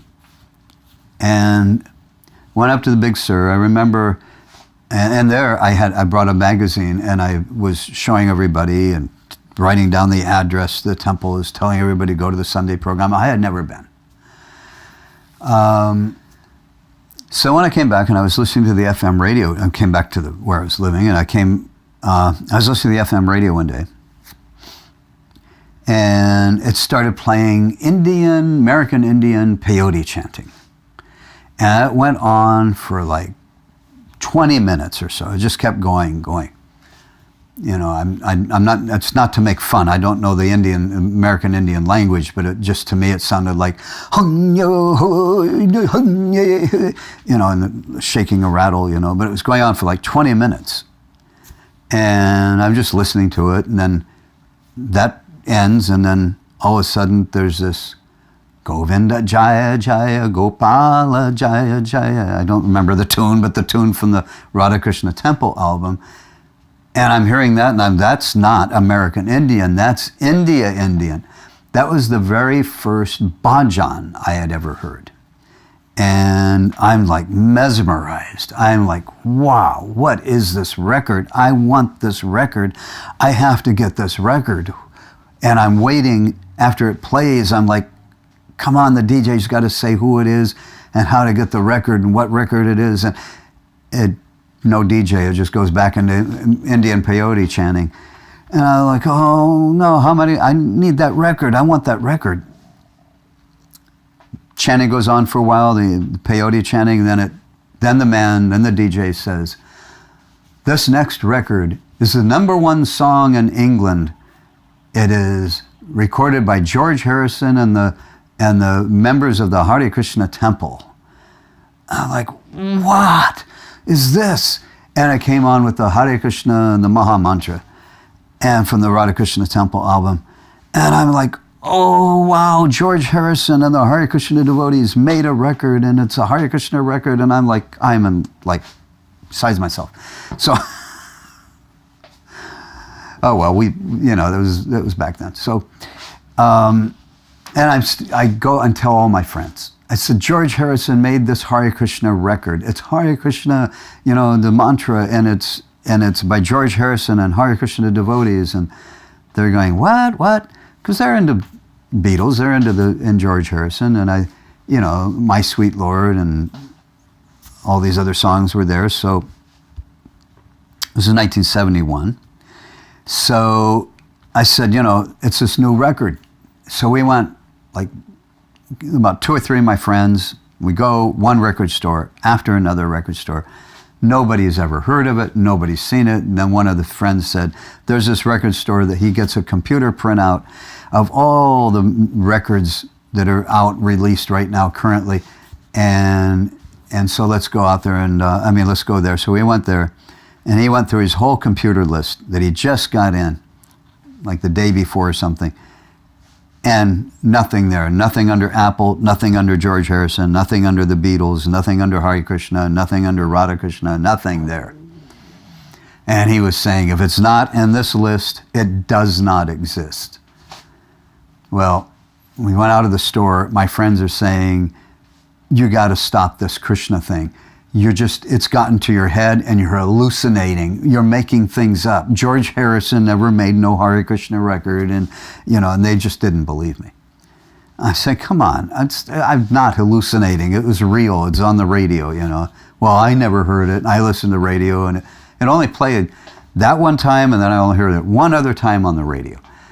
Now, there's a whole backstory to that, why that happened. In London, it was #1. It got played because George Harrison put it through Apple Records distribution.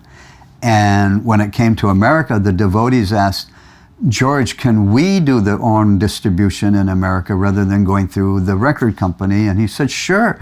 And he let us do but the devotees didn't know how to distribute records. And if it doesn't go through the proper channels, the radio stations don't play it.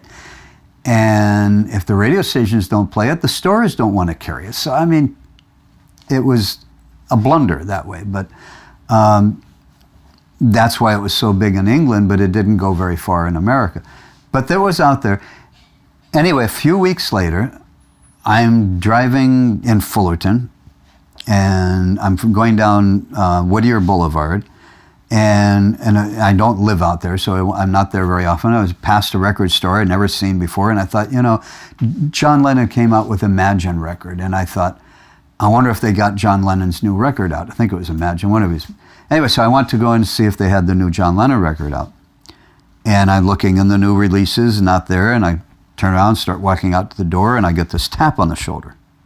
So I turn around, the guy's got something behind his back. And I turn around and he says, here, I know you want this. And I get the record, and it's these 2 figures there. I didn't know it was Radha Krishna. There's just 2 figures. To me, I thought they were porcelain dolls, is what I thought. They're deities, Radha Krishna deities from London. But I thought they were just 2 porcelain dolls, white china, and I didn't know what it was. And I turned it over, Radha Krishna Temple album, and Srila Prabhupada's picture there. And I'm just like, how did you know I wanted that record? So he said, these people with shaved head and robes came in and gave him the record and said to see how, how it would sell in the store on consignment, and they put it in. He said, not one person with long hair ever looked at that record. And he said, so he told himself, the next guy that walks in this store with long hair, I'm going to show them that record. And I was the next guy. So these things happened on our way to Krishna. After that, I played that record. I went home, just put it on, played it constantly. I used to have a cassette deck in my car and a portable, and I made cassettes from it, and I played it for all my friends constantly. And that was 1971. Trying to think, can't remember what other things happened. I mean, everywhere I went, told everybody about Krishna, still trying to help people become devotees. I know there were some people, like my friends that I knew, none of them actually became devotees, but then there were friends that they knew, and they became devotees, you know. But anyway, so it went into, yeah, that's right. In 71, there was also some like festivals, concerts, and there was a concert in Laguna Hills, and it was a big rock concert build up. 40,000 people came, and the Hare Krishnas were there with a prasadam, free vegetarian feast. I went there, I'm on the line, I'm like, finally I'm going to talk to devotees, and I thought, find out where they're from, and maybe I can just go back to the temple with them, you know, and because I've gone to the temple. I went a couple times to the temple, and every time I went, knocked on the door, and there's nobody there. Oh, I forgot, when I went up to Big Sur that one time, I went to try to go to the temple in Santa Barbara, and somehow the address, and I couldn't find it, you know. So I kept trying to go to temples. The one in Berkeley, something happened there when I tried to go to the temple, when I was up just, you know, with some friends going up there. But now I'm seeing devotees, and they're serving out this prasadam, you know, and I'm in the line, and so I get up where I can talk to the devotee, and I was saying, hey, where you guys, you know, I'm trying to talk to him, and I want to tell him, you know, I want to join you guys.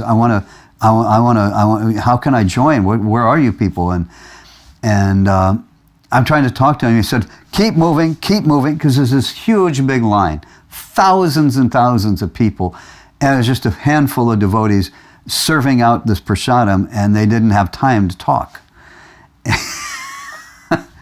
Very unusual for devotees, right? Not to want to. And I'm trying to ask and trying to talk to them. Then keep moving, you know. And anyway, so for 3 years, I was trying to go and join a temple, but it just never happened. But everywhere I went, I would tell people about Krishna. Okay, so it's a long story, but there's one more part, and it's going to be a little bit long part, but it leads up. For me, it was an important part. One of my friends, we had another friend, had gone to Fort Lauderdale in Florida. We were in California. So the other friend said, hey, let's go and visit our friend out in Fort Lauderdale. You know, he was trying to get into music, a musician. I had my guitar then. I had bought a shallow, hollow body 12-string electric guitar, and I taught myself how to play guitar. I didn't know chords, but I could play it. So we went out there and hitchhiked, thumbed out there, got out there, and anyway, make a long story short, one part of it, we're out there for about 4 weeks, and this is toward the end of the summer of 71. No, 72. This is 72. In the fall of 72. And I had these BTGs with the addresses, and I had gotten rid of all the BTGs, given them to people, telling everybody to go to the temple. When I ran out of the BTGs, I ran out of them on the way out there. I would draw pictures of Krishna and show them, this is what God looks like. So I used to hand draw pictures and hand out pictures of Krishna that I drew. And had addresses and write them down, because I kept a written list of the temple addresses. Tell people, go to the nearest temple, find the nearest temple, go for the Sunday feast. I was out there preaching. So we got to Fort Lauderdale, and there was about 20, between 10 to 20 people, I mean, because it was fluctuating, and these about 3 houses of, you know, young hippie type people living. And so one day I said, hey, everybody, let's go to the Hare Krishna temple for a Sunday feast. Free Sunday, vegetarian love feast. So there were 2 vans and a couple, there was a step van. It used to be a UPS truck. And we filled that up with people, and another, what do you call those, VW bus vans, filled that up with people, and I think another car. And we go there.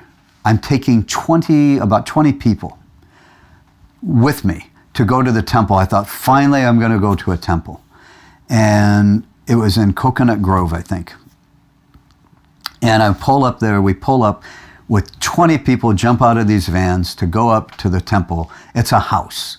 And it was all kind of painted pastel colors.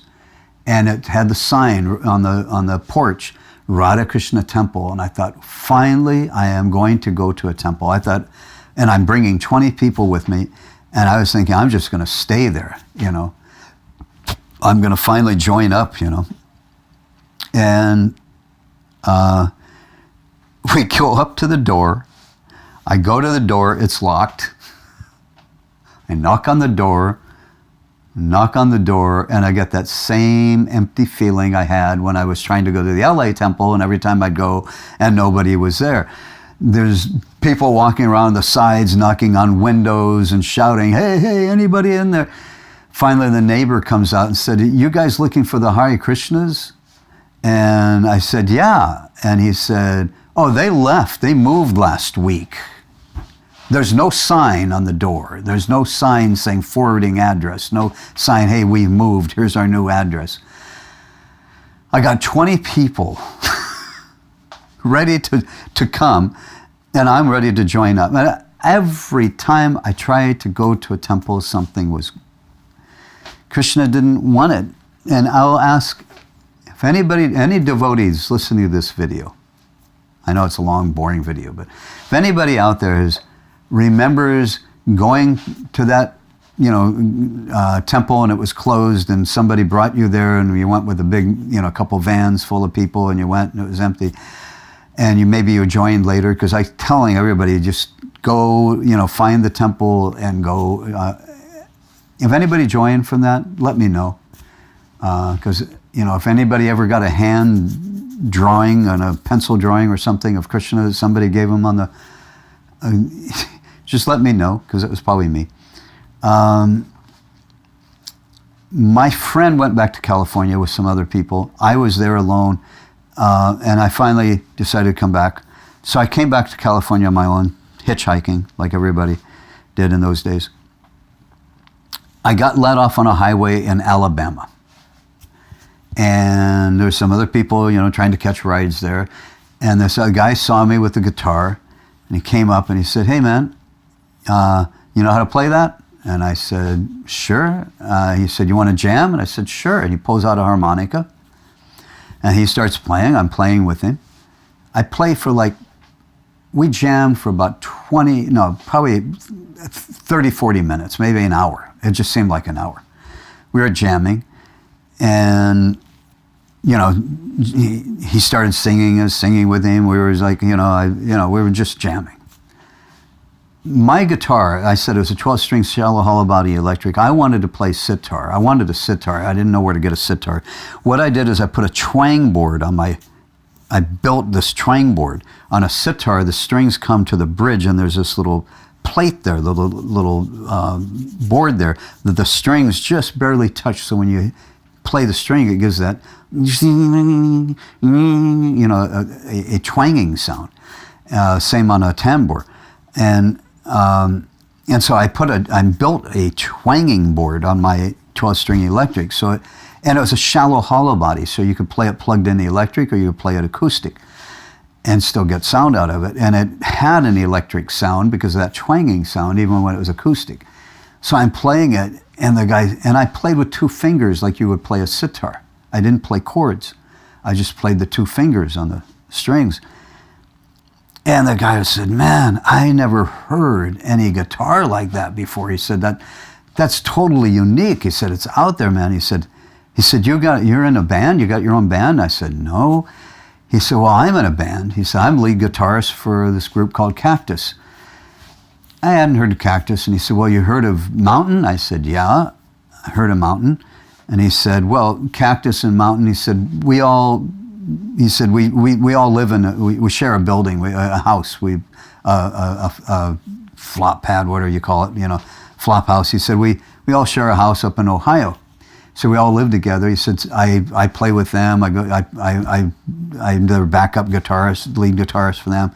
He's the lead guitarist for Cactus. His name was Jim McCarty. I know this is 1972. You're probably wondering, how do I know all these details? But,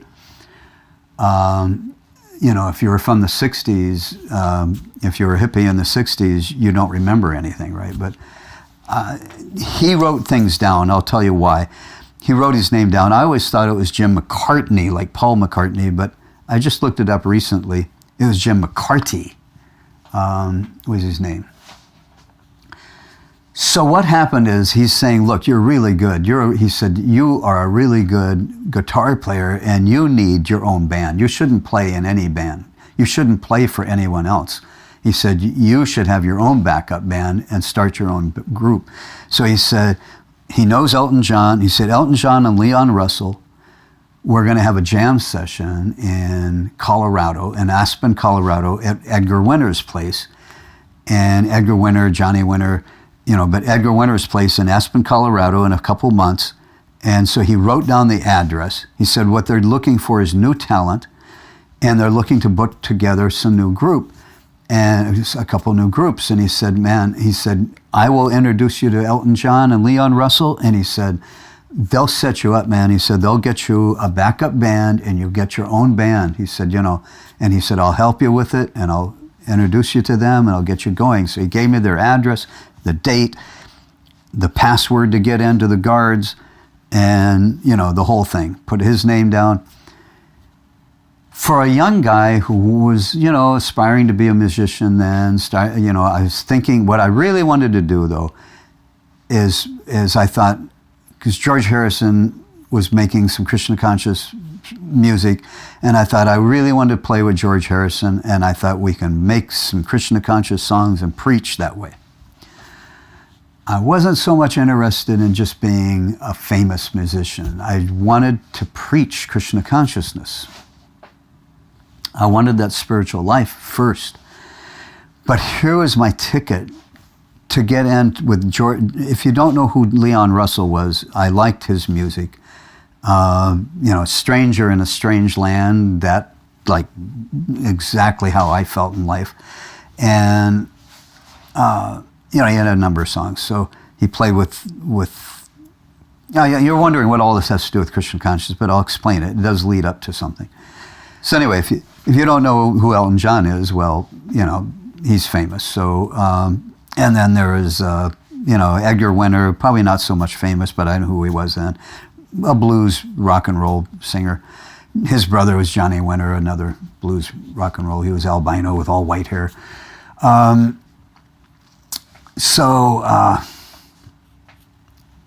was my ticket. I had a ticket. I'm going to get to meet these people, introduced to them by another lead guitarist, and to get my own band. And who wouldn't want that in that time? That was like, wow, what an in.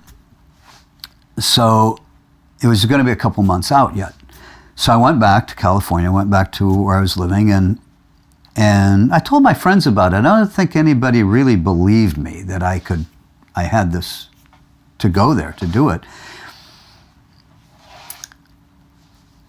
But I did, and I kept the paper, and I had and so it got to be like about a week before, and it was either, it was about time for me to go, and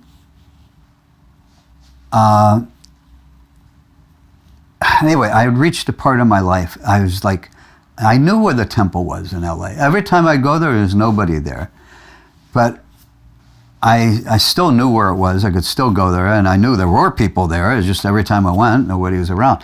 Anyway, I sat there like about a week before. It was about time I'm going to have to leave to go and meet Elton John and Leon Russell, and I was thinking, if I go that way, I will become a famous rock star. I didn't even think about, will I make it? Could I cut it? I knew if I go, that's where I'm going.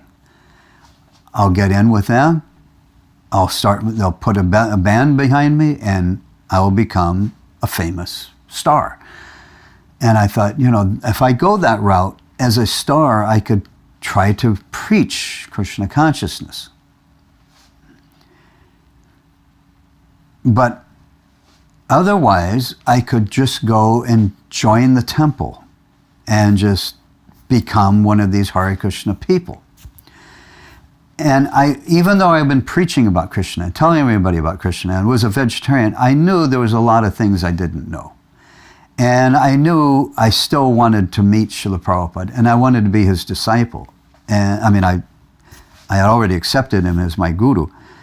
But I wanted to go that way, but then there's this, couldn't I do a lot more if I became famous and I had money and I had people following me and I just tell them all about Krishna? Couldn't I do more that way?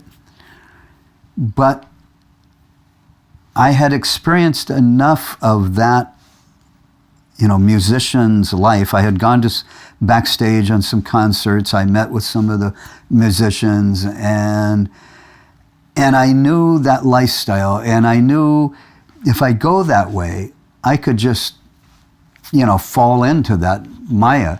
What I didn't realize was, if I went that way, it's very hard. George Harrison was already a Beatle, and he was already way up there. And he did some preaching of Krishna consciousness, but you can't do much preaching in that venue. You get too much, and it's a turnoff, and you can't do only so much. He could only go so far, and then he got back into that same material lifestyle, living in the material world. So I looked at that and was thinking, which way should I go? I came to a crossroad. That's why I wanted to explain that. I had come to a crossroad. Do I join the temple and go that route, or do I go to Aspen, Colorado, and meet with Elton John and Leon Russell and become, go that route and become a famous rock star? Which I didn't even think, you look back on it and go, yeah, really, could I really done that? Would I have really made it? Out of all the people trying, there's only so many that become famous, so would I have really made it? But at the time, it was like I knew I would if I go that way. It was just like I knew the Krishna book was going to be in the library. That name, but I knew there was going to be that book. I just knew if I go that route, that's what's going to happen. And so what I did is I sat down and prayed to Krishna. Now I had posters of Krishna from the BBT type posters that were sold at the head shop. I had a Lord in the Heart, and I had the Universal Form from the Bhagavad Gita, and one other picture I can't remember, but those are my favorite ones at that time. And I sat down in front of the Lord in the Heart, picture of Vishnu really, and I just said, please, you tell me, Krishna, whichever way you want me to go. Tell me which way you want me to go, and I'll go that way. If you think I can do a preaching and spread Krishna consciousness by becoming a famous rock star, or should I join the temple and just, become a Hare Krishna? You tell me which way you want me to go. And the feeling I got back, the message that came from within the heart was, this is your decision. You have to make this decision. Krishna was telling me he put me in this position so that I would make this decision. This is for me to make, not for him. As soon as I felt that message come, I thought, I took the paper out, the invitation, the address, and password on it and everything, and I got my lighter and I burned it to ashes completely. I made my choice. That was the crossroad I had come to, because what I realized right then, if I go the stardom thing, I could just dive right into the material world. I could just get carried away with money, with fame, with, the whole thing, and I would be lost. And I thought, that's not what I want. So I had that opportunity, at least even just to meet these guys and just go there and see if I could, which is a big deal for our in that age at that time. But I just know that's not what I want. If Krishna wants me to preach and help spread this, I'll do it this way. And I want to meet Srila Prabhupada. Of course, if I had become famous and I met Srila Prabhupada, I would have been, now when I came, it was very difficult to ever have audience with Srila Prabhupada in that way. No one took me as a special person is what I meant, which is fine. It's great. I'm fine with that. But that was my crossroads. That's the decision I had to make. Just like I made the decision when I was in school and I found the Bhagavad Gita going to college, and I just said, I don't want to be an electronics engineer anymore. I don't care about it. It had no meaning to me anymore. And now I got the chance, at least I could have gone that way, might have made a rock star, but it wasn't my interest anymore. So I made a determination, I will go to the temple. It was April of 1973. It wasn't just right then that I went, but in April of 1973, it was probably another month or so, 2 months after that incident took place. This time I went to the temple, and this time I finally met devotees. I came, and I'm not sure what day it was. It wasn't Sunday. I didn't go to the temple on Sunday again, to the LA temple. I think because this time, for sure, I went on a different date because I wanted to just join. I had already made my decision. I'd reached that crossroads. I'd already wanted to join for 3 years. I wanted to join a temple. First year, I didn't really know about temples. But from 71, 72, now it's 73, now I knew about the time, and I've been trying to go. But I had made my decision, forget about rock star, forget about the material world. I just want to be a devotee, and I want to just join. So I had made my decision. And so I didn't want to just go on a Sunday program for food. I wanted to go to join. So I went. I don't know what day it was. Saturday, I can't remember. First person, I go up to the door again, locked again, knock on the door, but now there's this guy outside. And he's he's not wearing a regular dhoti, he's kind of wearing some weird kind of maybe baggy yogi pants, dyed, some weird kind of kurta. He just looked a little strange, even though I didn't know what devotees looked like, but he looked a little strange. But he did have white tilak on. Thick, this way, thick, sticking out of his head. Tilak, and white, bright white. And he had this shaved head, totally shaved head, no sika, just a totally shaved head. And he's got this big japa bag, and he's chanting, Hare Krishna, Krishna Krishna, Hare Hare. I'm like, what's with that guy? Comes right up. Hare Krishna, right in my face. And I'm like, oh, wow. I'm thinking, for years, I've wanted to be one of these people. I wanted to become a Hare Krishna devotee. And here's this Hare Krishna devotee, and I'm thinking, I don't want to be like him. Well, let me explain. There is something I forgot to mention, but anyway, it goes back about 1 month before this. But anyway, later I found out that this person was he had joined the temple, joined the ashram, but he was kind of a strange guy, and he couldn't stop he was shooting up heroin, and he couldn't stop his addiction. And they told him, you have to leave the ashram. You can't stay here. And they shaved off his sika. And so, but he kept coming to the temple at that time. And I only seen him for like a short period when I was coming, and then I didn't see him around anymore, but he was kind of strange. So that was the first one that came up to me at the temple. I'll just back up a little bit, because there is something I did want to say, is that when another devotee I did meet, I went to a store, like a Zodi's, White Front something anyway. It's like a Walmart in those days, discount store, department store. Anyway, I went there, and there was a devotee out front.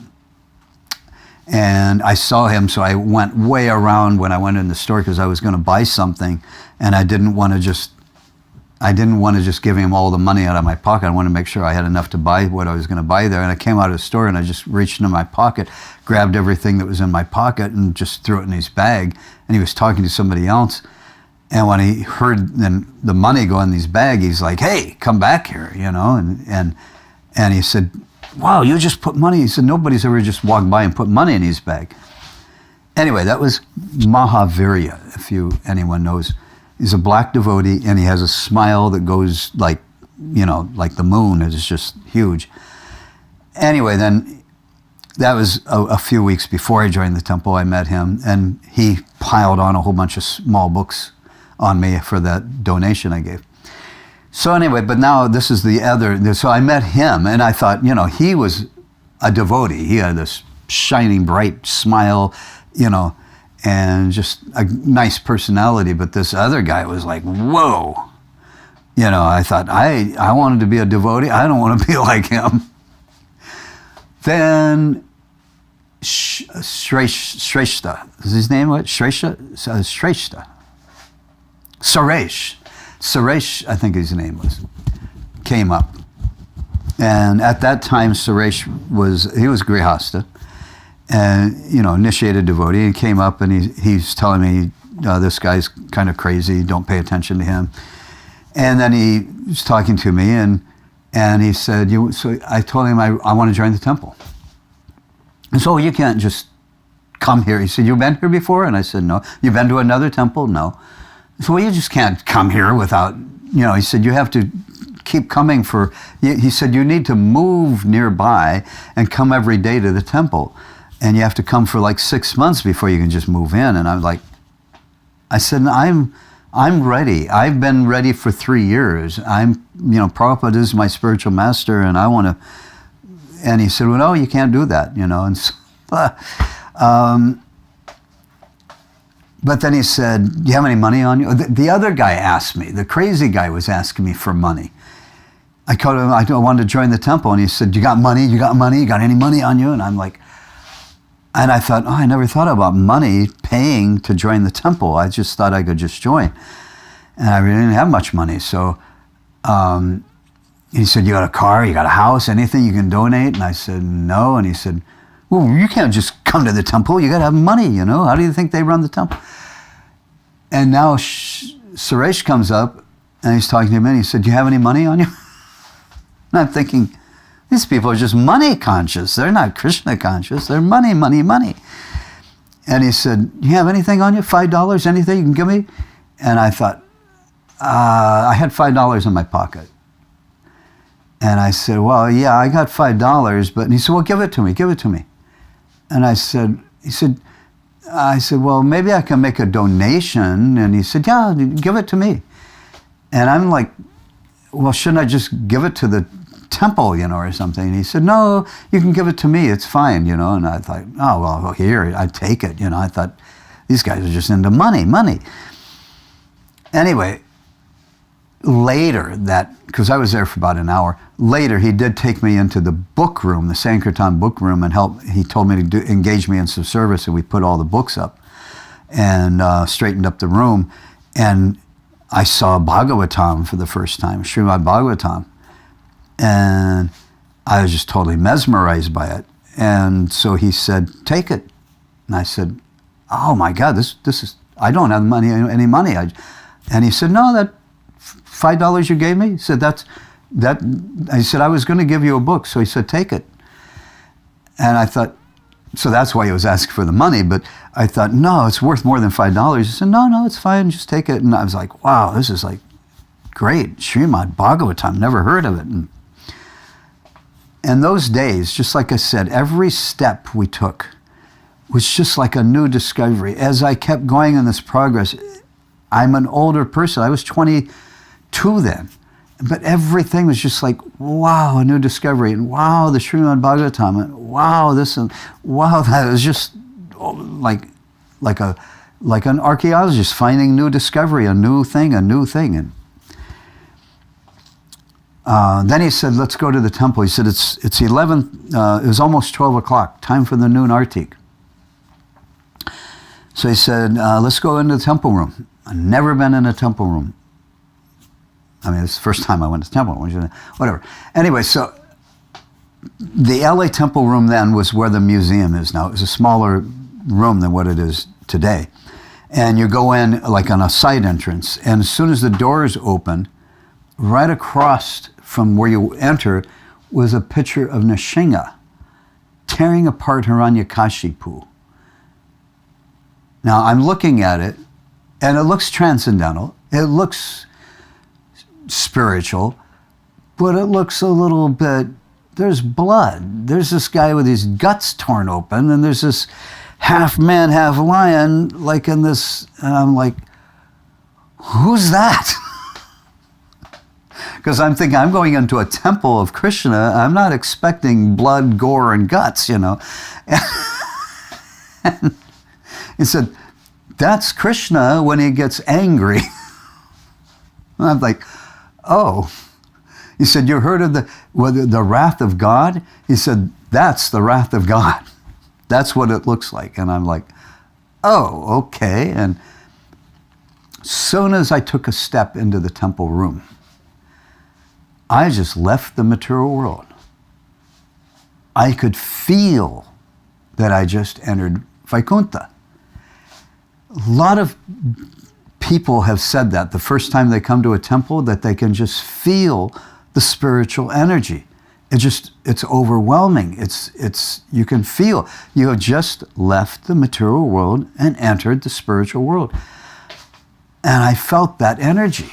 And I just, like, I'm in Vaikuntha. I didn't know the word, but I'm in the spiritual world.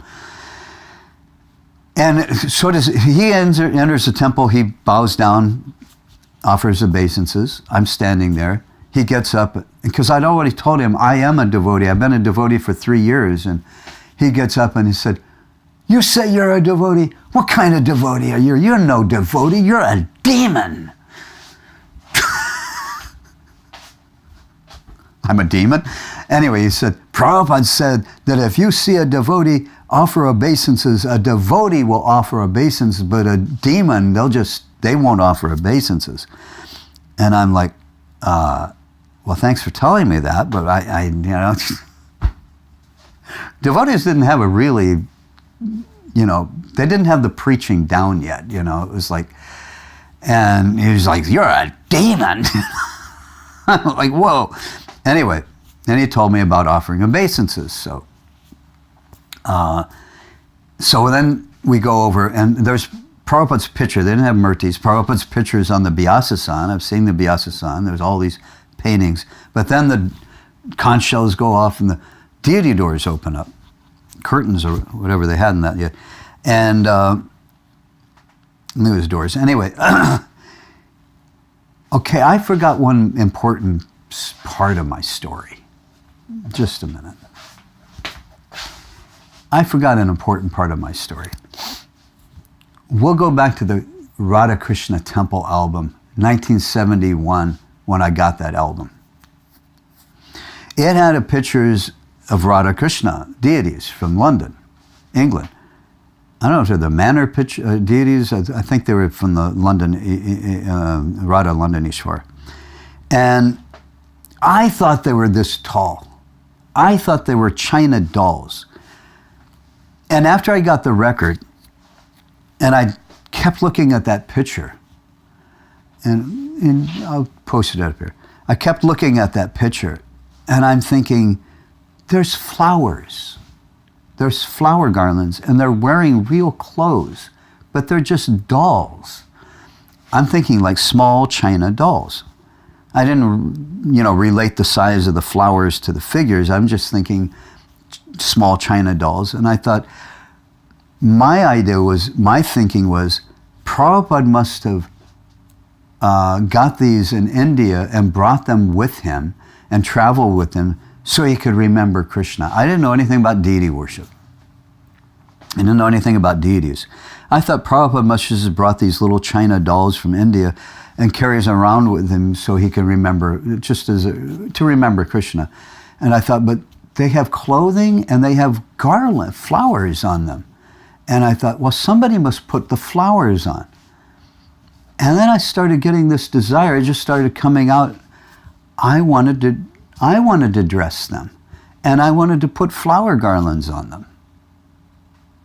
1971, I was at that time 20 years old. And I started thinking like that at that time. And I kept thinking like that for a good year and a half. And then one day, and every time I'd see their picture, I'm just like, I want to dress them. I want to put garlands on them for Prabhupada. I want to do that like a service for Prabhupada. Then one day I'm thinking like that, and then I'm thinking, by then I was like 21 years old, and I'm thinking, what? I'm a 21-year-old young man. Why do I want to dress dolls? What is this desire coming from to dress little dolls? Girls dress little dolls. I'm a 20-year-old man, a 21-year-old man. What in the world do I want to dress a doll for? What kind of a desire is that? What have I been thinking all this time? And I tried to put that out of my head. Every time I saw the picture, I'd want to dress them again. And I'm thinking they're small. So we go in the temple, the deity doors open up, Rukmini Dorkadish. They're so big. They're like big. They're not little. Because I realized when I saw Rukmini Dorkadish, saw the deities, and they looked the same as those small deities on the Radhakrishna Temple album. Then I realized they're not small little china dolls. They're huge. Well, from what I was thinking. And then I saw they're all decorated, jewelry and clothing and garlands, and I'm thinking, somebody does do that, and someday maybe I can do that. And I was just like, wow, they're so big. And I knew Radhakrishna, that was Radhakrishna, but I looked over and there's these two figures standing with their hands up. In those days, they were all yellow. And it was actually paper mache, Gornatai. And they're standing with their hands up, and I'm like, I asked Suresh, who's that? And he said, that's Lord Chaitanya Nityananda. Well, I'd heard of Lord Chaitanya. I had the teachings of Lord Chaitanya book. I'd read that. And so I was familiar, but I didn't know about Nityananda. And no, this is Lord Nityananda and Lord Chaitanya, so that was new. Who's that with the big, big eyes and the big smile? Jagannath, So everything was just a new experience, I was just mesmerized by Jagannath and Subhadra and Balaram. I'm just looking at it, it's like they're like kaleidoscope eyes. They're like, wow, big eyes and big smile.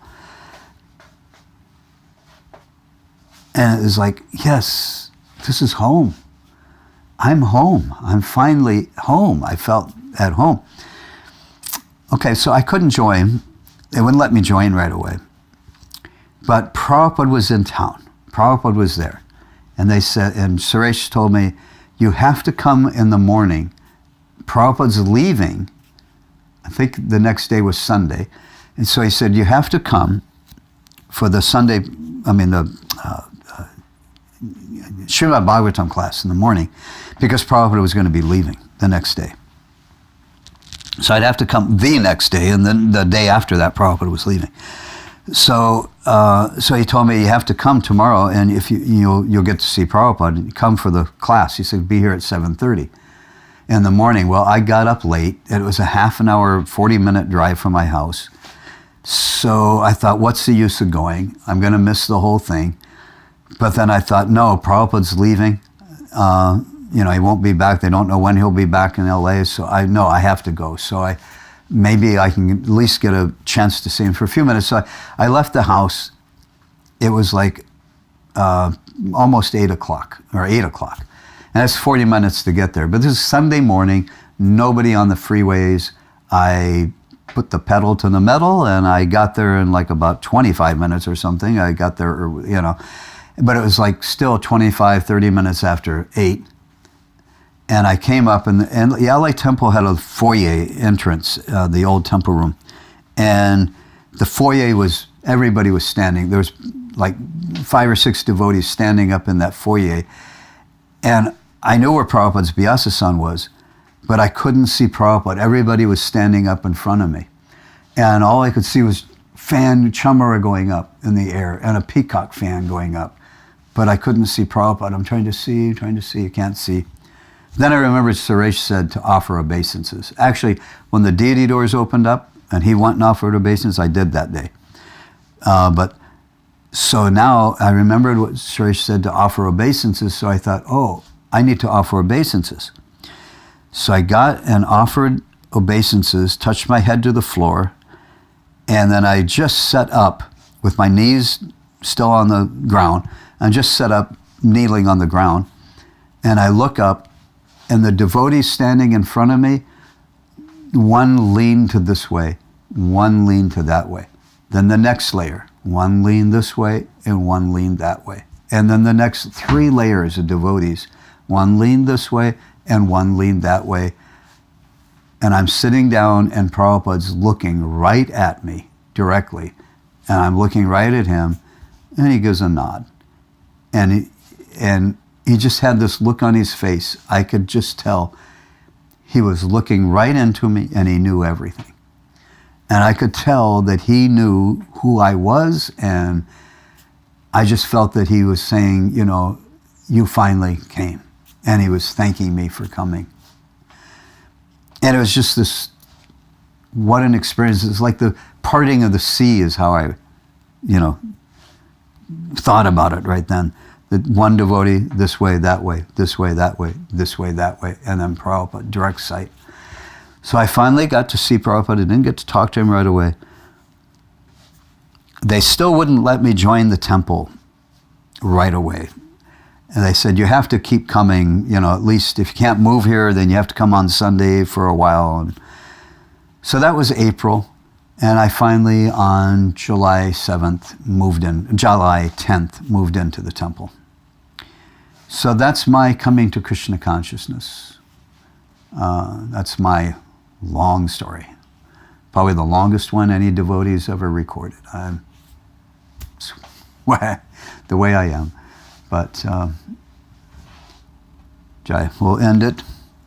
All glories to you, Srila Prabhupada, and thank you so much for saving this soul.